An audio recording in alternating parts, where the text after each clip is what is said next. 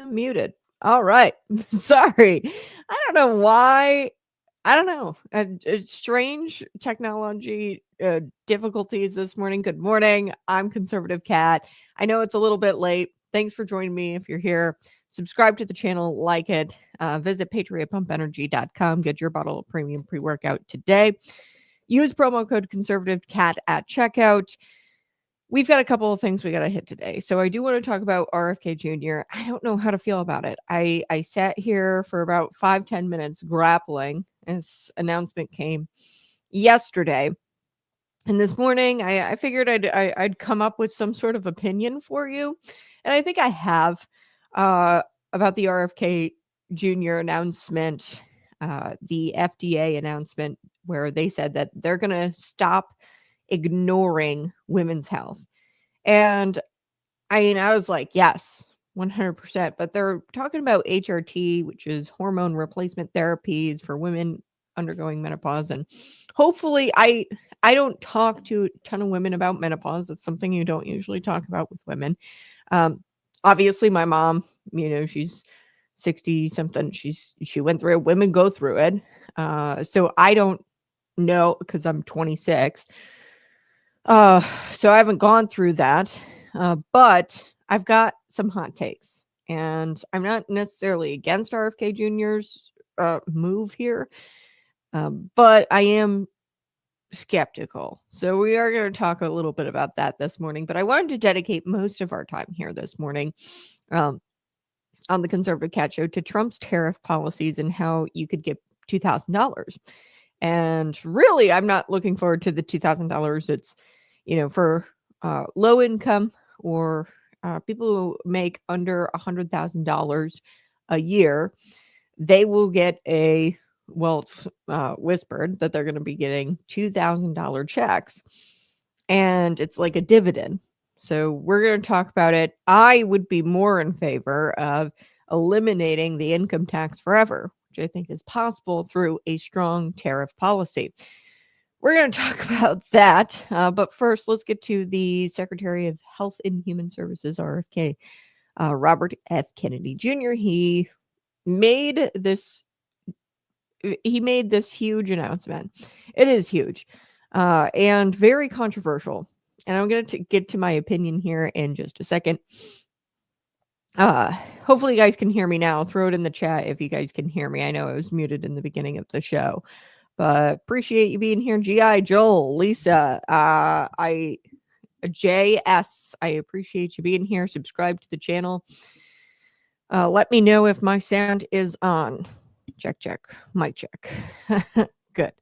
All right. The Food and Drug Administration, they will be removing what's called a black box warning. Okay, from hormone replacement therapy, HRT products used to treat, and this is crucial, hormone levels in menopausal women or postmenopausal women. Okay, so HRT is not my favorite. I'm just going to hormone replacement therapy. I don't like messing with people's hormones when it comes to children trying to transition into a gender that they've, concocted up in their brain.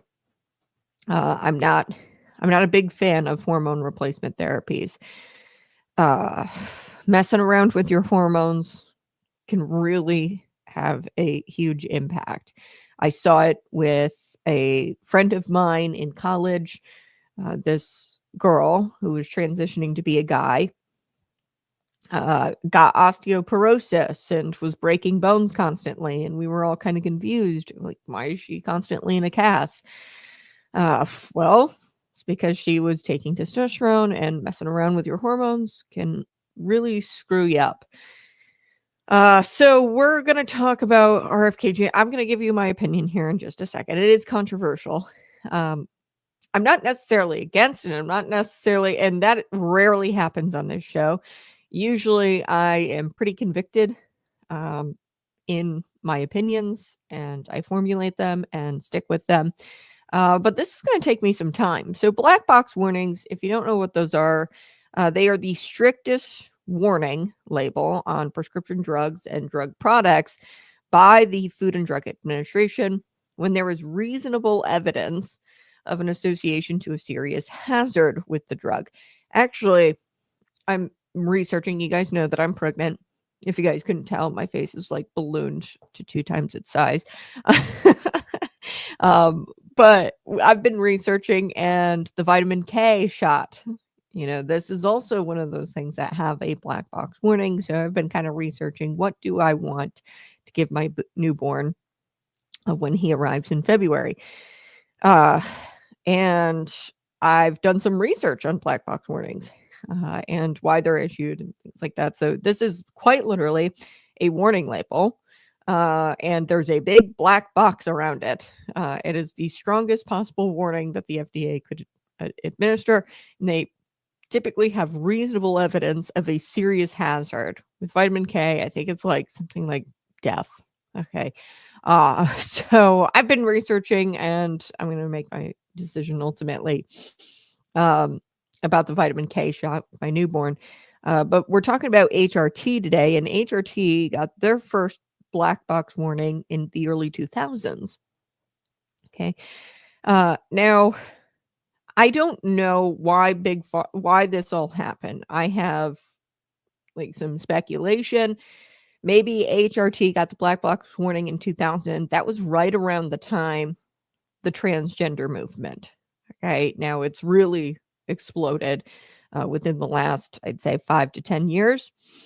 But 2000, that's when it went from cross-dressing to, okay, let me transition to a full-blown man if I'm a woman, or if I'm a man and I'm trapped in a man's body and I want to become a woman, or I'm a woman and I'm trapped in, or I'm a man and I'm trapped in a man's body, want to become a woman trapped in a woman's body and want to become a man.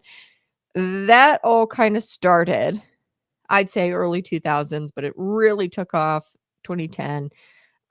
And really in the last 5 years, it's just insane. But HRT, so I have my speculation. Perhaps they came out with a black box warning, and I want to be clear, this is a black box warning for women postmenopausal or menopausal taking HRT, hormone replacement therapies.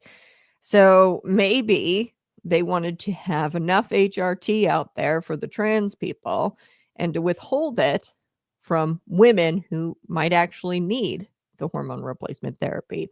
Kind of corner the market here for the trans people. But 2000, there was a women's health initiative study. According to the FDA, that study found a statistical non-significant increase in the risk of breast cancer diagnosis. Okay, due to that finding of HRT amongst menopausal women plummeted. So the effect here would, amongst women, postmenopausal women, menopausal women, HRT plummeted. So there's this supply of HRT still out there, but who is it reserved for? And maybe this is the reason why transgenderism really took off, because there's this plethora of HRT that big pharma's got, and they've got to offload it to somebody. So how do we market this to people? Well, the menopausal women, apparently it causes cancer. It wasn't an extreme increase, but it was statistically non-significant. Risk of breast cancer. There was an increase risk of breast cancer diagnosis when taking HRT. Okay. So that caused them to do the black label or the black box warning. And, RFK says that, and, the Human Health Secretary and the FDA now, they're saying that left untold numbers of women suffering. Okay. They say, the FDA now says that study that they did back in 2000 was non-significant, which, looking at the numbers, yeah. But I mean, breast cancer is breast cancer, right? If there's an increase, there's an increase. So Same thing with the Tylenol. I just don't understand. It just seems so out of character for RFK Jr. to come out with this announcement, because the Tylenol thing, it was, kind of, it's not, I don't want to say silly, because there's a correlative connection between Tylenol and autism. There's links to it. It's not the cause. And Trump and RFK Jr. were really clear about that Tylenol doesn't cause autism, but it's linked to it. And study after study has dismissed the linkage. There have been studies, and they cited those in the press conference, that shows this correlation. Now, what I think it actually is, and this is speculation, I'm not a scientist or a doctor. What I think it actually is just Tylenol hurts your body's ability to filter out heavy metals.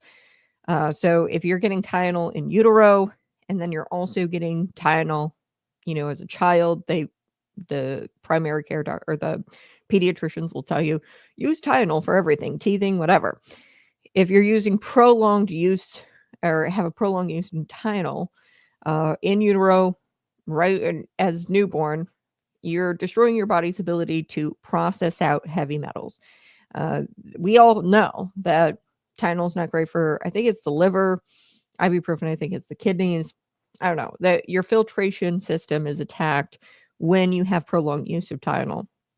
And the heavy metals, vaccinations that all the children get when they're fresh out the womb, right? You get these heavy metals. And I think that all of it together sort of causes this increase in autism that we're seeing. That's just my take, my hot take. Not a doctor, not a pharmaceutical expert or anything like that. I'm just kind of using my common sense here. And I find it interesting that it's not statistically proven that Tylenol causes autism, but yet they made a big press conference out of it, and they drew people's attention to it. So it's out of character for this HRT thing, because yes, it's not significantly increasing the risk of breast cancer, but there is an increase. And they did this study back in 2000, and I'm all about revisiting these studies because, history it tells us time and time again that these experts and medical people, they get it wrong. Like, I would say 8 times out of 10, fast forward 10 to 15 years, they've gotten it wrong. Okay. Beef tallow, butter, all that stuff. Raw milk is so bad for you. Fast forward 10 to 15 years, we're finding out that, hey, actually, the seed oils is what's really bad for you. The preservatives, the corn oil, the whatever, the canola oil, all of that is actually really bad for you. And we're just starting to see this, I'd say in my lifetime, when I was growing up, 90s health, seed oils, I can't believe it's not butter, use that instead. Low fats are actually really great for your brain. And depriving your body of fats is not necessarily, now you can't overdo it, everything in moderation, but completely opting out of all fats, not good for you. Healthy fats, right? But 10 to 15 years, that's usually the mark when you can say, okay, they were wrong. So we're in 2025, checks out. From 2000, we're revisiting these studies. Now, due to the study coming out, a lot of women got off HRT. Surprisingly, the people that would probably need HRT, hormone replacement therapy, postmenopausal and menopausal women, they're the ones not using it. But then all of a sudden the market kind of shifts, and then the people using it are children who have mental diseases and ailments, who believe in delusions, and they believe that they are trapped in the wrong body or were assigned the wrong gender at birth. Okay, so that's become the consumer base for HRT rather than menopausal women, which doesn't make sense. And maybe this drop, this plummeting, is what caused big pharma to kind of market their product to somebody else because of this black box warning label that they placed on it anyway. So thousands of women, untold numbers of women now suffering with hot flashes, night sweats, due to low hormone estrogen. Okay, levels of hormone estrogen. Okay, and Kennedy said, "quote that ends today." He said, "Untreated menopause symptoms are going to end today." And he held a press conference yesterday, and he conducted it with Marty McCary. He's the FDA commissioner. And here's what the secretary said, RFK. He says, "The era of ignoring women's health is over." Now, I can tell you, I am a woman. There is something very interesting. Once you get pregnant, pregnant women will tell you this, something interesting in the healthcare industry when it comes to women's health. People tiptoe around. Especially, and this is just a personal choice, I can't do female doctors. I don't think that they tell you like it is. I think that they are emotional, trying to appeal to your emotions, which is just only natural. But it's really hard to find people who want to tell you like it is in women's health. And women's health is ignored. And I think it's maybe not so much ignored, but danced around. And we won't tell women the truth because we want women to feel good or whatever. But there's definitely a problem in women's health. I will tell you that as a woman who's had to deal with the healthcare industry, and specifically in this sector of it, women's health. So Kennedy says, quote, "We're challenging outdated thinking and recommitting to evidence-based medicine." So I'm going to play a clip from the press conference, and then we're going to come back, take a listen. For more than 2 decades, the American medical establishment turned its back on women. Millions of women were told to fear the very therapy that could have given them strength, peace, and dignity through one of life's most difficult transitions, menopause. That ends today. The FDA is initiating the removal of a broad black box warnings from hormone replacement therapy products for menopause. We're challenging outdated thinking and recommitting to evidence-based medicine that empowers rather than restricts. When prescribed responsibly and started early, hormone replacement therapy transforms the lives of women. Hormone replacement therapy has been found to reduce the risks of cardiovascular disease and mortality by as much as 50%, Alzheimer's disease by 35%, bone fractures by 50 to 60%, as well as reducing cognitive decline and all-cause mortality. In other words, extending the lives for as much as 10 years. It helps women sleep better, think more clearly, and live fuller, longer, and healthier lives. In short, it restores balance, not just hormonally, but emotionally and physically. That's why in 1999, approximately 27% of postmenopausal women took hormone replacement therapy.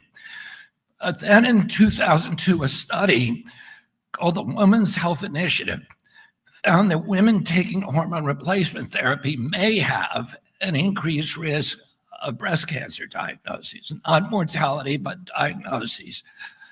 The study was not statistically significant, but it triggered a media frenzy and led to the FDA applying unscientific black box warnings to all hormone replacement therapy products in 2003. The label was designed to frighten women and to silence doctors. It warned of diseases and dangers that the data simply did not support. Bureaucrats at the FDA reacted out of fear not gold standard science. And instead of correcting the record, the medical establishment doubled down in groupthink. The consequences have been devastating. Since that decision, more than 50 million American women have been scared away from treatments that could have eased their suffering and extended their lives. Before the panic, 1 in 4 women used hormone replacement therapy. Today, it's fewer than 1 in 20. That's not progress. That's neglect. That's malpractice. Okay. So I really like RFK Jr., and I haven't really formulated a strong opinion about this. So you guys are kind of in for a treat here coming up in just a second. I'll share my opinion. But the change in the FDA's approach comes, like I said, after they found flaws in this 2000 study. It was the Women's Health Initiative study, and it led to HRT not being prescribed to women, or women not asking for HRT. So there are some serious flaws, like RFK pointed out, in this study. I took a look at it. The average age of the women that participated in this study is 63. And if any of you have gone through menopause, I know my, mother, she's older. She actually, at a point in time, I believe, was on some sort of HRT. It was a more natural HRT that she was on. It was like derived from a sweet potato plant. And it was more natural, and it helped her so much. Eventually she got off of it. But I found it interesting that this study included women at the age of 63. That's well past menopause. Most women, I'd say like 40, 50, somewhere around there, late 40s or mid 40s. I don't know. Throw it in the comments section. And women go through these hormonal changes, and it leads to menopause. Okay. That is well past 63, is pretty well past when they go through those hormonal changes. Okay. So women in the study, they were taking a hormone formulation that is also not commonly prescribed. And in doing its own review of the data, the FDA now has found that women who started hormone replacement within 10 years of menopause, and typically before the age of 60, reaped multiple benefits beyond just relief from symptoms like hot flashes or night sweats. The comment says here, the bone fractures, right? That's huge. Bone fractures, osteoporosis, things like that. Studies have shown, according to the FDA, that the additional benefits include reduced risks of all mortality, like early death, and fractures, bone fractures. HRT can also be associated with 50% reduction in heart attack risk, 64% reduction in cognitive decline, and a 35% lower risk of Alzheimer's. And I don't doubt this at all. I find it interesting that we're prescribing HRT to confuse teenagers who feel like they're trapped in the wrong body or gender confused. And we're okay with doing that, but we're not okay with supplementing hormones for women who are losing them and going through a hormonal shift. I find that very interesting. And this all happened around 2000, and perhaps that black box warning label caused the consumer base to shift who was using HRT. In short, the government now argues that there's benefits to HRT, and they far outweigh this risk of breast cancer. Okay. So this is what Kennedy said. Today, we are standing up for women, for every woman who has symptoms of menopause and is looking to know her options and receive potentially life-changing treatment. He says, for more than 2 decades, bad science and bureaucrats have resulted in women and physicians having an incomplete view of HRT.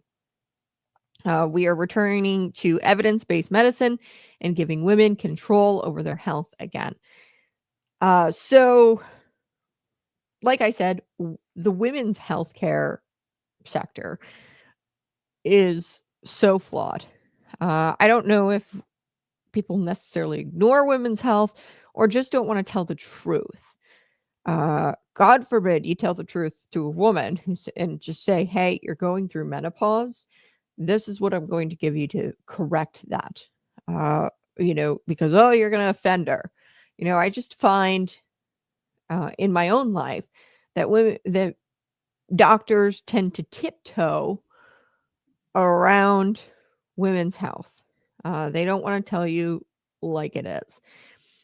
So perhaps this is correcting decades of what I've seen, in my own personal life, where people tiptoe around women's health and don't want to, prescribe this evidence-based medicine because it's offensive. That's literally what I think women's health. The problem there is people don't want to offend women, and it's very annoying. And dealing with it as a woman. So the FDA commissioner said, quote, tens of millions of women have been denied life-changing long-term health benefits of hormone replacement therapy because of medical dogma rooted in a distortion of risk. So who knows what was going on in 2000 and why this black box warning actually came out, because the study was kind of, it sucked. Why are you studying on women 63? Why are you doing it with a hormone replacement therapy that wasn't even really all that prescribed that much? And then you come up with this kind of insignificant risk of breast cancer. They've got a point here. Now, menopause is an inevitable stage of life.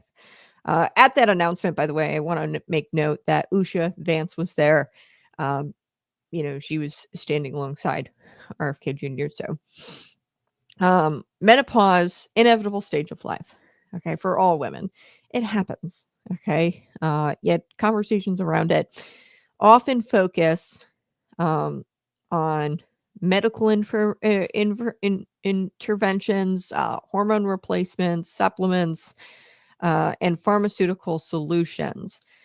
This kind of stuff dominates the conversations, or your doctor just won't mention it at all, which I think is more so the case, because, I don't want to offend this woman and tell her that she's going through menopause.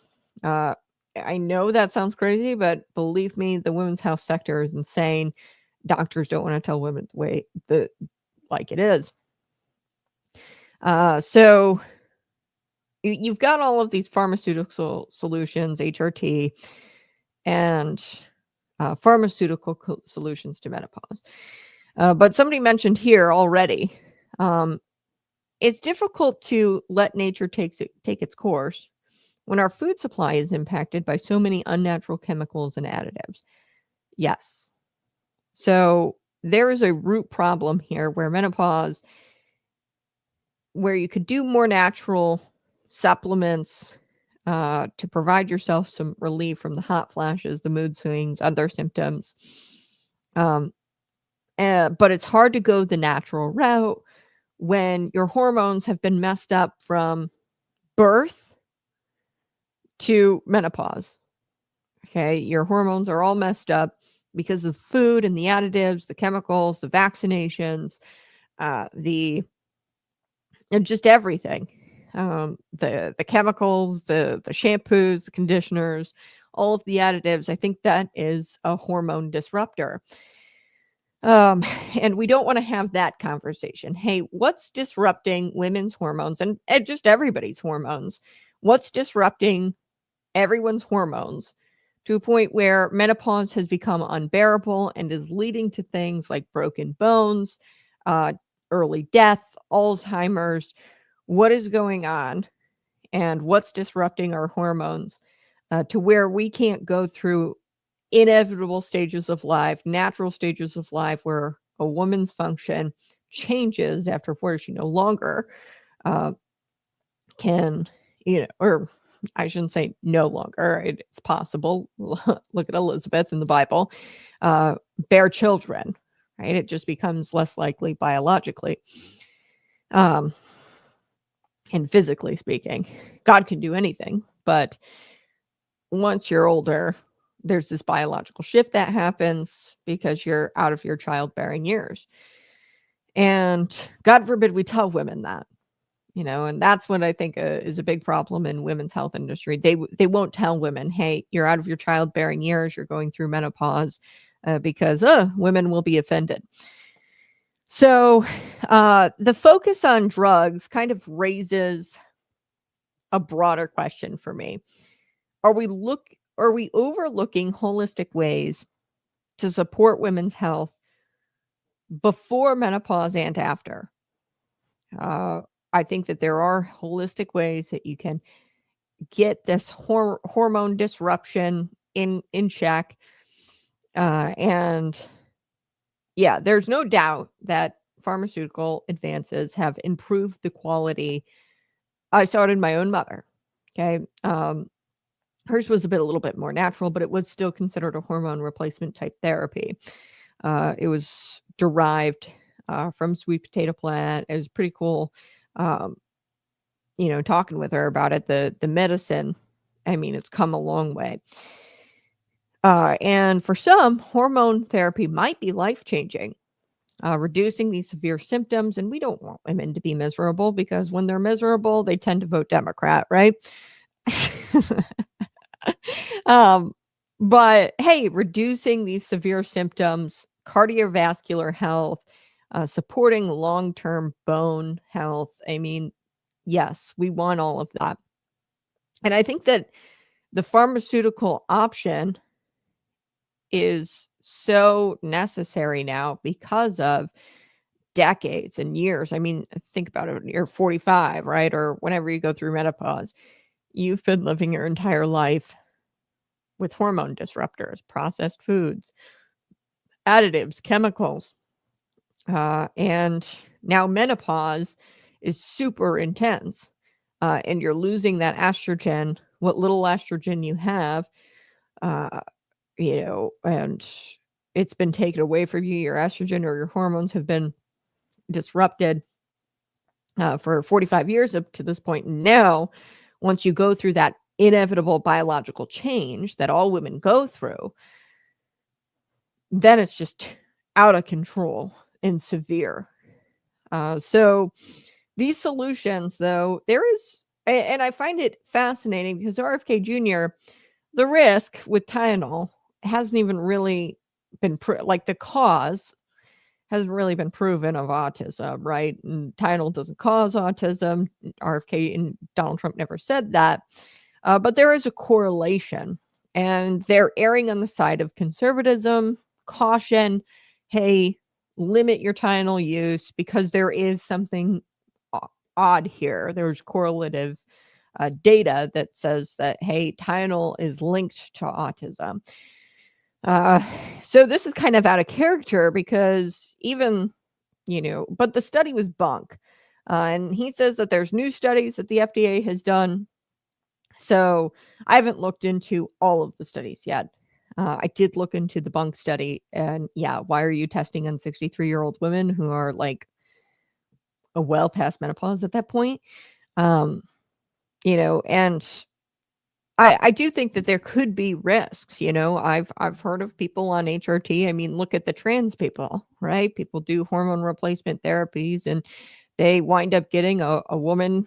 She, takes testosterone, and then she winds up getting osteoporosis, so I know these drugs are risky in other communities. I've heard of, blood clots, strokes, complications. Critics argue that, hey, this reliance on medical fixes can kind of overshadow more natural ways women can maintain health and wellness. And, it's cheaper, right? Nutrition, exercise, emotional support, spiritual well-being have been have long been pillars of healthy aging. Research shows that consistent physical activity can reduce menopausal symptoms. So just because you turn, 40 doesn't mean that you stop hitting the gym, right? Having a supportive spouse, children, actually, I've seen this, where if you've had children, I think that maybe we're starting to see more menopausal women because more and more women aren't having as many children. There's been links to childbearing and menopause, and it actually helping menopause. And I think that there are dietary things you could do, whole foods, low processed sugars, right? Unhealthy fats or seed oils, all of that, and doing that long term. So not doing it, 3 years before menopause, but doing it all throughout your 20s, 30s. And people haven't, because the FDA have screwed over the American public for decades. They said, oh, buy the margarine or eat a ton of bread. Have you ever seen the freaking food pyramid? Like, it says eat like your body weight in bread. What? So they've said this for years now. And women, they get to that age, 45, and now menopause is unbearable. Okay. So stress management, faith, prayer, all of that plays a significant role in maintaining resilience during this transition. This is an inevitable transition all women go through. And, I don't think that we should synthetically try to stop menopause, through hormone replacement therapy by pumping people full of hormones that aren't theirs. Now, if we were to support hormone balance all the way up until 45 or whenever women, go through menopause, if we were to support our hormone balance through our food, diet, exercise, and promote things like spiritual well-being, prayer, partners that help you transition during that hormone shift, I think all of that would be better, long term. And menopause, why is menopause so bad? If it's something that we all are supposed to go through, all women are supposed to go through, I just don't know why it's so bad, to the point where people's bones are shattering and people are forgetting the names of their grandchildren at the age of 60. Okay, suffering from things like Alzheimer's. Why is it so bad? So cultural messaging, there's another layer to this. The pharmaceutical industry has a clear interest in framing menopause as a problem. Women have been going through menopause since the beginning of time, I'm sure. Okay. And they're trying to say it's a problem that should be fixed. Menopause is a natural part of life. It's an inevitable part of life. And suggesting that women can't navigate this stage of life without external intervention, for some, you might find that offensive. And it gets tricky, because I know what the women's health industry is like, sector, or the sector of the women, or of healthcare. They don't want to be straight with you. Okay. And there's like this culture around menopause, like it's a problem. The doctor should be telling you, yeah, you're 45. It's time. And it's not a problem that needs to be fixed, but we can manage it through possibly external intervention, but preferably through natural means. And I think that menopause wouldn't be so bad if we focused on hormone balance from 20 to 45, or really birth to 25. Your teens, you should be working out, eating whole foods, right? Staying away from the seed oils. Okay. And I think that making menopause a problem or making it sound like a problem that needs to be fixed is dangerous because you're going to pressure people into using medical products, even though lifestyle changes might be equally or more effective.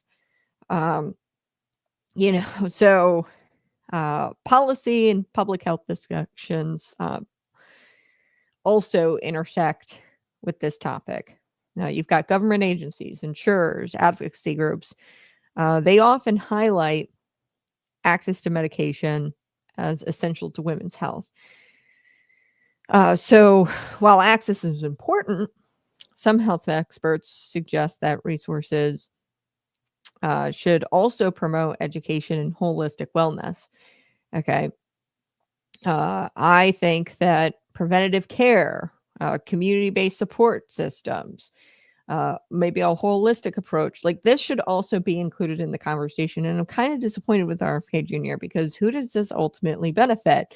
You're getting the trans people who are now on the HRT. Now you're getting the menopausal women who are on the HRT. Who's making all the money, right? The insurers, the advocacy groups, the lobbyists, the big pharma.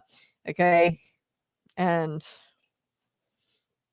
encouraging women to take ownership over their health is good. And I think that's what RFK Jr. did in this press conference. But we really should emphasize things like, and usually RFK is all about this: diet, exercise, emotional care, spiritual grounding. All of that is, I think, more important in preventative care. And up to this point of 45, what are you doing?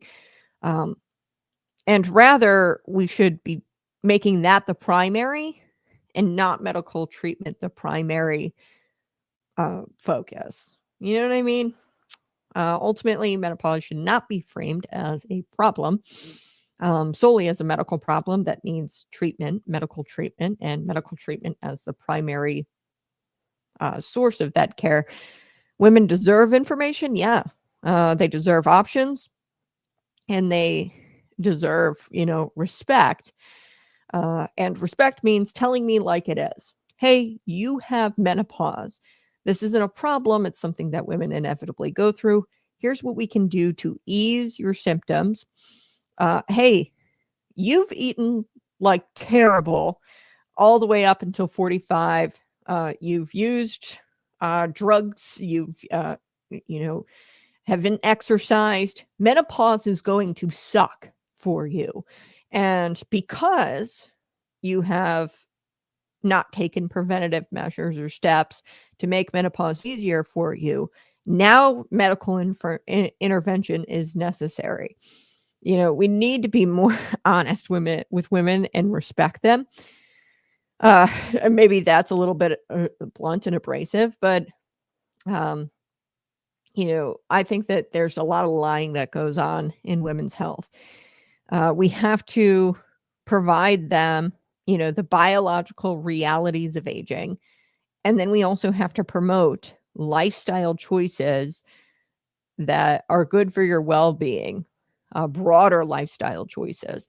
And I think that we've reached a point, specifically in women's health, where you don't talk to women about lifestyle choices. What you can do differently. They just kind of tell you, it happens and you can take this pill. Okay. And there's got to be a balance between medical intervention and holistic health. And I think striking that balance will empower women to live vibrant, fulfilling lives beyond menopause. And, they don't have to feel dependent on a prescription. Okay. I think there's ways to do it. Smash that like button, share this out with your friends, subscribe to the channel. Happy Veterans Day. Yes, I wanted to get to that. We will come back after the break. I wanted to wish our veterans a happy Veterans Day. I eat gluten-free, kind of sucks. Yeah, whatever it is for you, with pregnancy, you guys know that I'm pregnant. I've kind of had to deal with blood sugar fluctuations. It's complicated, but there's certain things in my diet that really spike my blood sugar, and then I have to make note of that, journal it, and It's going to look at different for everybody, these broader lifestyle choices, but promoting, this autonomy over your health should be prioritized, not just, here's a prescription that you're going to be dependent on for the rest of your life. We should be promoting holistic approaches and things like nutrition, exercise, emotional support, spiritual well-being, because these have long been the pillars. What we do know impacts your health. These have long been the pillars of healthy aging. That is one thing we do know for sure. The FDA can come out with studies now. They came out with studies in 2000. What we for sure know is nutrition, exercise, prayer works when it comes to aging. Yeah, smash that like button. We're going to come back. I do want to spend a majority of the show today talking about tariffs. Donald Trump over the weekend, he announced this bold plan. Everybody's been asking me about it. The $2,000 checks. Okay. It's a bold plan to return power to the American people, and these so-called experts, these liberal economists, they can't comprehend what Trump is doing with this $2,000 dividend. So he promised a $2,000 dividend to every American funded by, wait for it, tariff revenue. So we're going to talk about tariffs because, I don't know, I think a lot of people get confused. Their eyes start to gloss over when you talk about tariffs. This is important stuff. So smash that like button, subscribe to the channel. We'll be right back. Check your blind spots. Men love to call things out. Weakness, hypocrisy, failure. We're wired to spot threats and take action. But Jesus didn't say, never judge. He said, judge not, that you be not judged. Why? Because judgment without humility is a trap. It turns you into a sniper with a log jammed in your eye. Matthew 7 hits hard. Jesus calls out a man who sees a speck in his brother's eye, but ignores the plank in his own. He's not saying, don't correct. He's saying, clean your lens first. Self-examination before confrontation. It takes guts to get real with your own sin, to admit you've gone soft, to face your pride, lust, laziness, or bitterness head on. But that's what real men do. They sharpen themselves before they sharpen others. Jesus didn't just want behavior police. He wanted heart warriors. Men who get the plank out, then humbly help a brother see clearly. Men who don't just flex spiritual authority, but walk with spiritual maturity. In verse 6, it's about discernment. Don't toss holy things to pigs. Don't waste truth on ears that mock it. Know when to speak. Know when to walk away. Before you blast through your next workout, check your form. Same with life. Patriot Pump fuels clean, focused energy, but you've still got to show up. Power with purpose. Clarity with strength. That's how you train. That's how you lead. Big crime, big fraud, big drugs, big lies, all to profit Democrats. Yeah. So, yeah, it's kind of a weird, it's out of character for RFK Jr. He's propping up the pharmaceutical industry by promoting HRT, hormone replacement therapy for women, by, coming out and saying, hey, this study was bunk, which it was. The study used 63-year-old woman and a hormone therapy that isn't even really prescribed anymore. So one thing that I was disappointed about, though, in the press conference, there really needs to be a broader conversation about why menopause sucks so bad for women now. I think that it's been years in the making of hormone imbalances, additives to our foods, chemicals that are all hormone disruptors. And now, at the age of 45, menopause, an inevitable biological reality, is unbearable for women. Also, things like pregnancy. I think I've had, a little bit more experience with that. I think that people are very dismissive of pregnancy symptoms, and your arm could practically fall off, and they'd be like, "Oh yeah, that's pretty normal." No, it's not. Women should be striving for healthy pregnancies, and a way to do it would be through, nutrition, exercise. But there's still, this fight against this holistic approach, and preventative approach to pregnancy, to make sure your pregnancy is the best it can possibly be with all of the hormone shifting. People's hormones are so messed up because of what they've been doing, and really it's a crime. Promoting things like, I don't know, for example, I had somebody tell me, doctor, why don't you eat a ton of crackers, eat some like crackers right before, or you get up in the morning to try to help with morning sickness, right? Well, that didn't work for me. You want to know why? Your blood sugar, your insulin, it's all kind of works together with your hormones. The worst thing you could possibly do for morning sickness would be to spike your sugar. Okay, and that's what it is. It's carbs. Typically, crackers you buy in the grocery store are full of additives, and hormone disruptors. You start your day out with that. That's just going to make morning sickness worse. What I found was a beef stick, in the morning, protein, just beef. It was just one beef stick, one ingredient, beef. That's it. You nibble on a little bit of beef. I was so much better with my morning sickness. But they'll say crackers and ginger ale. Well, what's in ginger ale? Sugar. Right? What's in the saltine cracker? Sugar. And that is going to cause you to be sick all day long. So they're not telling women the truth.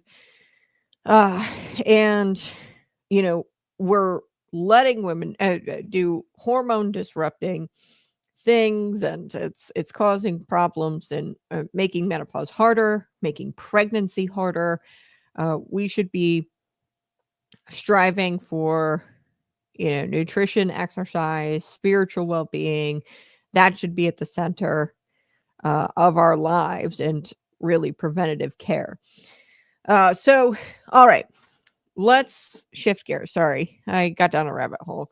Throw your comments in the comment section, subscribe to the channel. Let's talk about tariffs now. And this is going to be a majority of the show. I wanted to take a lot of time on this, folks, because people's eyes start to glaze over, or they just buy into the tariffs bad narrative from the mainstream media. So Trump, he announced it over the weekend, and this was a big announcement. And a lot of people have been asking me, okay, is this real? Well, yes, he did promise $2,000 dividends to the American people, funded by, drumroll please, tariff revenue. That's right. This is not a bailout. This is not like COVID pandemic or stimulus checks. Okay. This is not endless deficit spending. This is not another handout from borrowed money printed by the Federal Reserve like Monopoly cash. No, this is a plan that takes money from foreign countries who've been cheating us in trade for decades and puts it directly back into our pockets, the hardworking American people. Okay. Now, of course, within moments, hours, Treasury Secretary Scott Bessent tried to kind of pour cold water on the whole thing. He said it might be like in the form of a tax savings, which with the one big beautiful bill, we knew that there was going to be tax savings because, look, if you're generating revenue from tariffs, you don't need to rely on taxation so much. Prior to I'd say like the 1950s, I don't know, like 1930s. We'll get into the history here because there's something that happened in the 1930s you need to know about. And the liberals weaponized the Smoot-Hawley Act. And they point to it as like a reason why tariffs don't work, but you have to keep it in context. But what it used to be was like, hey, tariffs were like 60-40. Okay, so 40% of our revenue was generated from tariffs, 60% of it was generated from the taxpayer.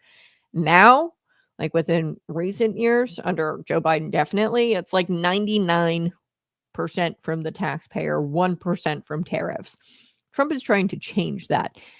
So we knew that with the one big beautiful bill, with the tariffs, that we were going to see some sort of,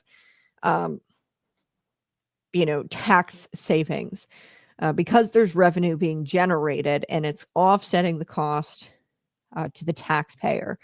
Okay, so this is good news for America. Either way, if we don't get the $2,000 direct check, okay, it's still going to be in the form of a tax savings. So you won't see it on paper, but you'll definitely feel it. Okay. Now I'm not even pro the $2,000 checks. There's a reason why Donald Trump came out and Truth Social that he's trying to sway public opinion about the tariffs. The Supreme Court is going to be ruling on his presidential powers as it pertains to tariffs and his ability to do it. And what he's trying to do is get the courts to say, oh, well, you can't do that. And then, if he issues these $2,000 to the Americans, he'd have to take it back. And the courts won't want to do that because, once you give money to people, you can't really take it back. You'd cause a mutiny. So really what Trump is doing is he's playing kind of 4D chess with these people and, kind of using rhetoric. Will we get the $2,000? Possibly. But the important thing here is Trump's intent. His intent is clear: to remind the American people that tariffs aren't some evil economic blunder cooked up, or they're not the evil economic blunder that it was cooked up to be in the 1930s. And that's where we're kind of going to today. Tariffs are a tool, they're a weapon, if you will, to reclaim sovereignty, our manufacturing, and our economic independence. And think about this for a second, folks. We've been told by every expert in Washington, every Wall Street analyst, every liberal think tank that tariffs don't work. Okay. And that they destroy jobs and that they start trade wars and that they punish America and it's bad for business. The farmers, right? Yet here we are. China is dominating the global supply chain. Okay. And the West is becoming increasingly reliant on them for technology, rare earth minerals, every cheap product you can think of. Everything is made in China. My little mouse here, made in China. Okay. So every cheap product you can think of. And they want us to sit back and do nothing about it. Okay. The Wall Street analysts, the think tanks, the liberal think tanks, these experts, they want you to sit back and do absolutely nothing about it. Tariffs, real tariffs, it's about fairness. And there's a balance that we have to strike. I think it's 60-40, 60% taxation, 40% tariffs. That is the balance that I'd like to see. We're a long way from that. But they're about balance, tariffs. And this Truth Social was about reminding the American people that the world has got to stop exploiting America. We are not a banana republic to be exploited. He's reminding us that American workers, farmers, and manufacturers deserve protection, and they deserve protection from unfair competition. These people who are using slave labor and dumping cheap products here. And, we deserve protection. The American worker and farmer, they deserve protection from foreign governments who have got to stop dumping their goods here without consequence. Okay. And they're going about the competition unfairly because they're using children as slave labor. They're not doing, work practices, work environment, safe work environment. They're not doing any of that. OSHA doesn't exist in those countries. And here's the kicker. Trump's tariffs do raise revenue. That's right. Every dollar of a tariff isn't just a poke in the eye to a foreign exploiter. It's a dollar that stays here in America.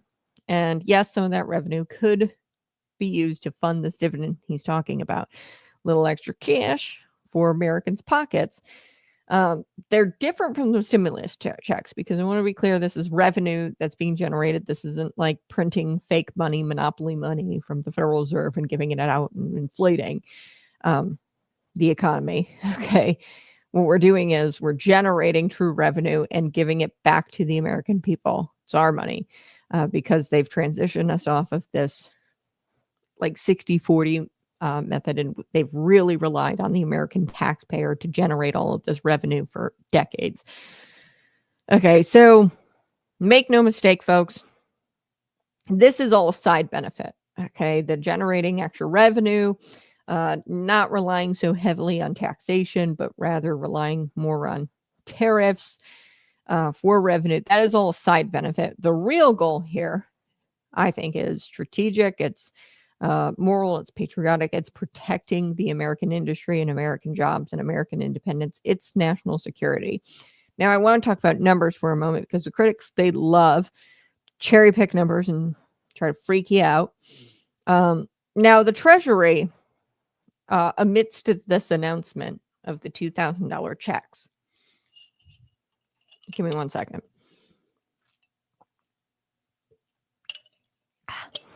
So the Treasury has announced that we've collected $195 billion in tariff revenue as of September 30th. Think about that. Since Donald Trump took office to September 30th, you've got nearly $200 billion in revenue from the tariffs.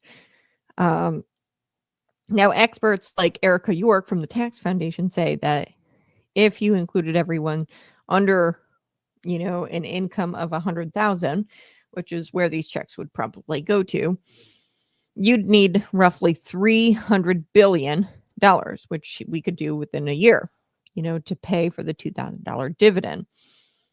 So maybe Trump was a little bit quick, maybe we'd borrow. I'd hate to see that, the extra, money for right now, if it's a prolonged thing, right? We borrow the extra money right now, give the $2,000 checks out, and then we kind of wait for that tax or that tariff revenue to come in later because we need about $300 billion. We're about a $100 billion off. We'll probably get there by spring of next year, right? The $300 billion needed for the $2,000 dividend. Here's the thing, though. I think Trump coming out and saying this wasn't necessarily not that it's not true. I think that ultimately his goal would be to do that. But he's thinking more long term. He's looking, a decade from now. Like we could borrow some of that money and give it out as $2,000 checks for right now. But it's forecasted over the next 10 years that we're going to make $3 trillion from the tariff revenue. And if you're like me, you're probably thinking to yourself, $2,000 checks, why stop there, right? We could use the tariffs to fund the government, partially fund the government. And I'm not against taxes. Okay, taxes are biblical, and we'll get to that here in just a second. But if you're like me, if we can use these tariffs to fund the government partially, if not mostly, why stop there at the $2,000 checks? We could pull income tax, take the income tax away completely, and you wouldn't have to pay income tax anymore. Okay.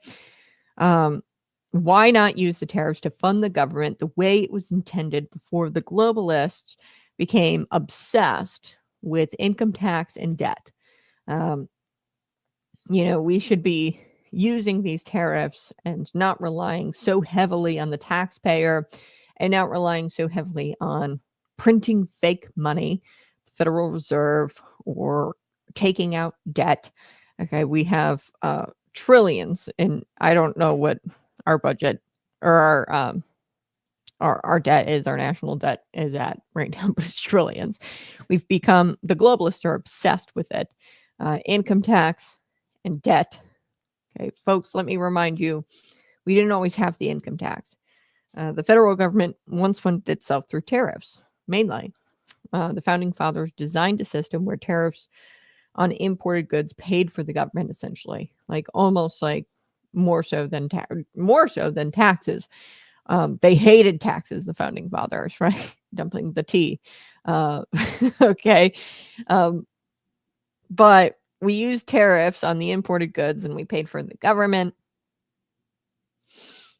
We built the Navy, we defended this country, and we funded infrastructure. But guess what?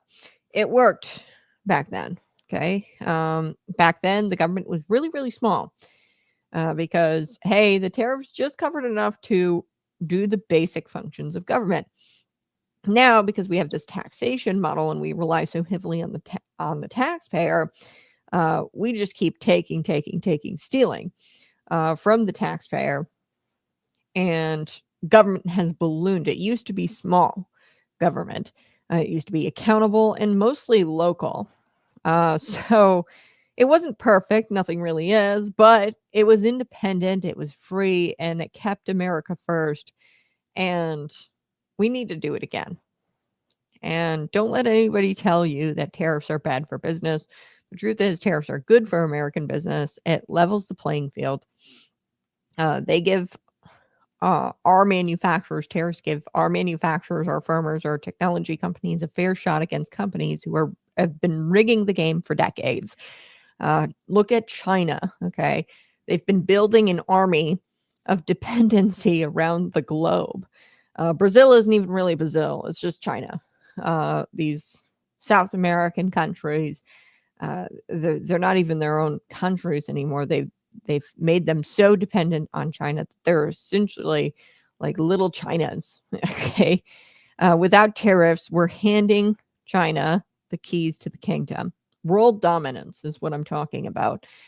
So I know what you're thinking, but the liberals and the Wall Street Journal analysts, they all talk about Smoot-Hawley. Okay. The Smoot-Hawley Act. And they point to that as, hey, tariffs don't work. Okay.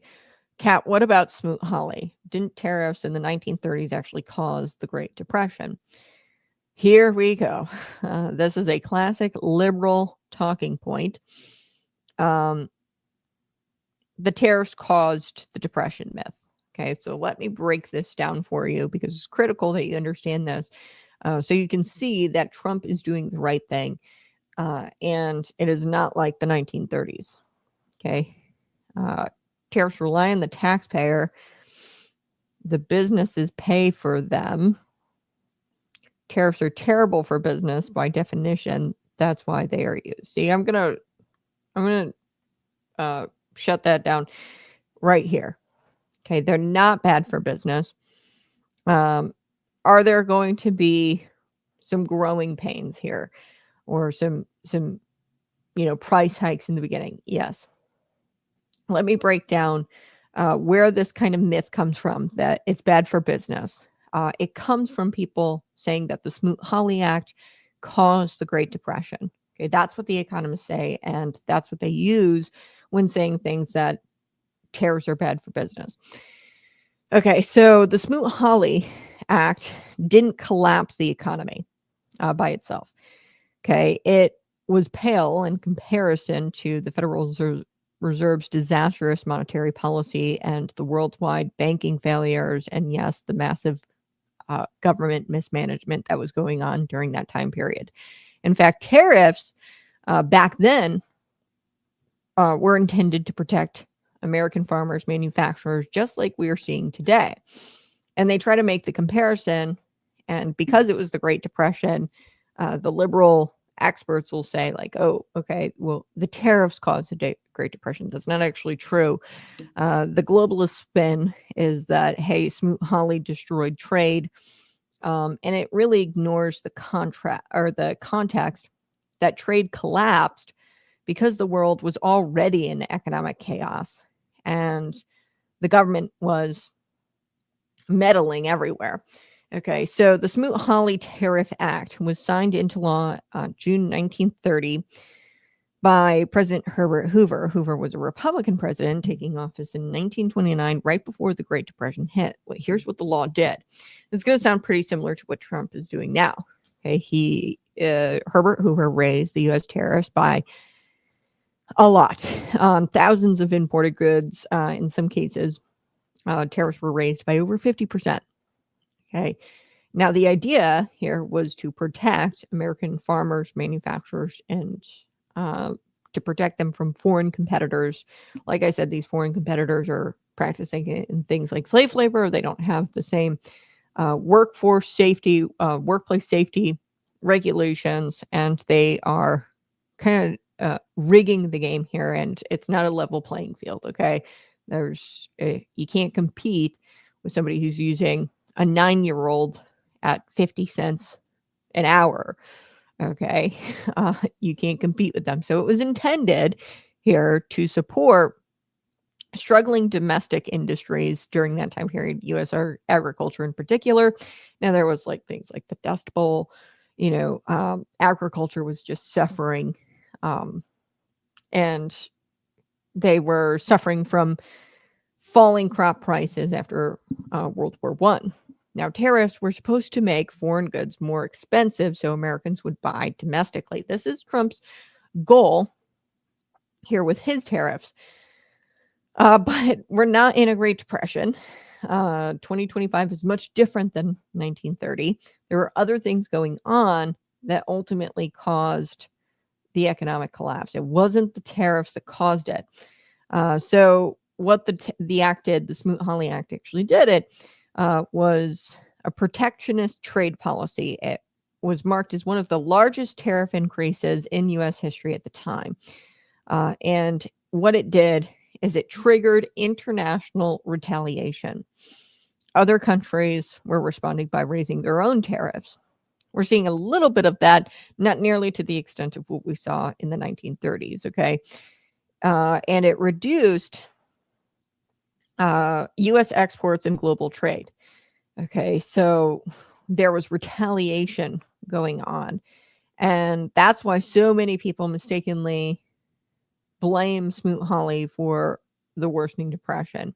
It was really the retaliation that hurt us. We're not seeing it to that extent, the retaliation. So economic context is also important here. It's important to note that Smoot-Hawley didn't cause the Great Depression. The Depression was already underway before the tariffs. The tariffs were like a last-ditch effort, and Herbert Hoover didn't do it correctly. Okay. The stock market was collapsed prior to the tariffs. Okay. So it didn't cause the economic collapse, and liberals like to say that it did. It was banking failures, and it was mismanaged monetary policy. The tariff, policy, the Smoot-Hawley Act, made things worse in terms of global trade, but it wasn't the root cause. And the reason why it made things worse was because of the retaliation. We've been screwed over. You're not seeing that level of retaliation right now because we've been screwed over for so long. People are not retaliating against us. And a lot of it is because, hey, America is the world's police, and we rely heavily on America's military. And we're not going to, screw over our military or our defense, our means of defense. We're not going to screw them over. We're not going to retaliate against America. We've become a world power. Okay. Not that we weren't back then, but there was retaliation going on, and we're not seeing that same retaliation now. But there were other things going on, and the Depression was already underway. This was kind of like a let's try to fix it and fly by the seam of his pants kind of thing. So, in short, Smoot-Hawley, it was a massive tariff increase under Hoover, and it was meant to protect U.S. jobs and farmers, but it was met with international backlash, and it's kind of remembered today as a symbol of protectionism gone wrong. But that interpretation is oversimplified, and it is politically biased because they're not these liberal experts. Now, they're not keeping the economic context there. Okay, this is a much different time we're living in. The Great Depression wasn't caused by one thing. It was a combination of several major problems that had happened at the same time.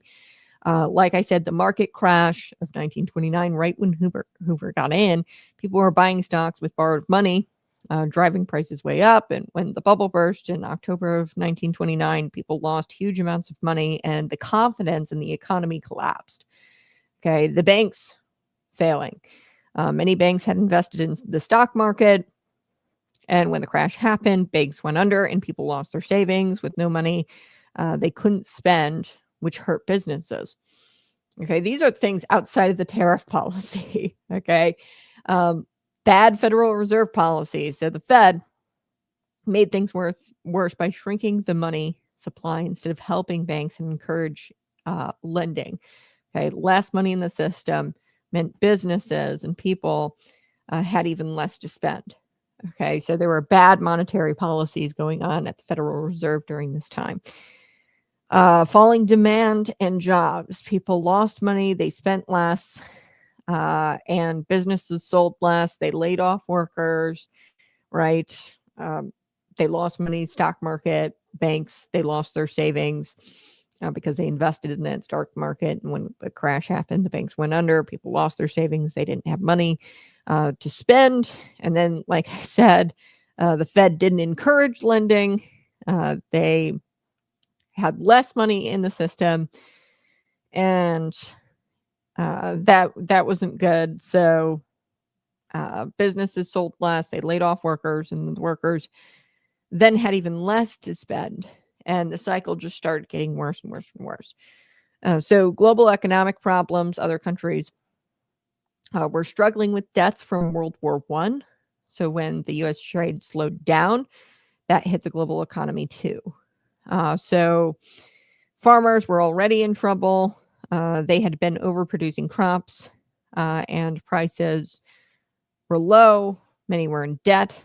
So the depression hit them extra hard. They were overproducing and going in debt, and they were overproducing when the prices were low. They were taking out all kinds of loans. They went into debt, and that it hit the farmers extremely hard. Most Americans at that time didn't have money to begin with. So when the economy slowed, the impact was devastating for ordinary families. There was some wealth inequality there. In short, the depression was caused by a mixed bag of things. It was caused by stock market speculation, bank collapses, poor government policies, low spending, international debt, struggling farmers who didn't make smart choices back then, went into all kinds of debt and overproduced. And there was economic inequality. Now, Smoot-Hawley tariffs might have made trade a little worse, but the economy was already falling apart. Tariffs didn't cause the Great Depression. Okay, so the moral of the story is tariffs aren't the problem. Ignoring economic sovereignty is. Okay, and that's exactly what we're seeing today. The globalist economists and the liberal media, they are ignoring economic sovereignty. They don't want you to understand that tariffs are a tool of national security. That's right, national security. Because a country who can't produce its own steel, its own semiconductors, its own medical equipment, its own energy, that's not a free country. Okay, and it's hostage. It's a hostage country. And that's exactly what China has tried to make us. They've tried to make us a hostage, cheap products, cheap labor, and dependence on foreign supply chains. So remember during the pandemic, we ran out of toilet paper, right? That just goes to show you how if we were to be domestically producing it, that probably wouldn't have happened, but we relied so heavily on our foreign supply chains. And when demand increased, like we weren't getting toilet paper in the stores because it's foreign supply. And it's a form of economic warfare, folks. And the tariffs are a counterpunch to that. So when Trump talks about the $2,000 dividend, it's not just about the cash in your pocket, and he's not just trying to buy off, right? It's a signal. It's a signal to Americans that, hey, we can reclaim economic control and that the president can act to protect us, and that the tariffs aren't something to fear. And yes, we can fund the government without enslaving ourselves to income taxes and endless debt. So here's the final point I want to make about that. And then we're going to get to part two. If you want to talk about fairness, tariffs are fair. They make foreign competitors pay their way before they get the privilege of selling here in America. And tariffs reward American workers.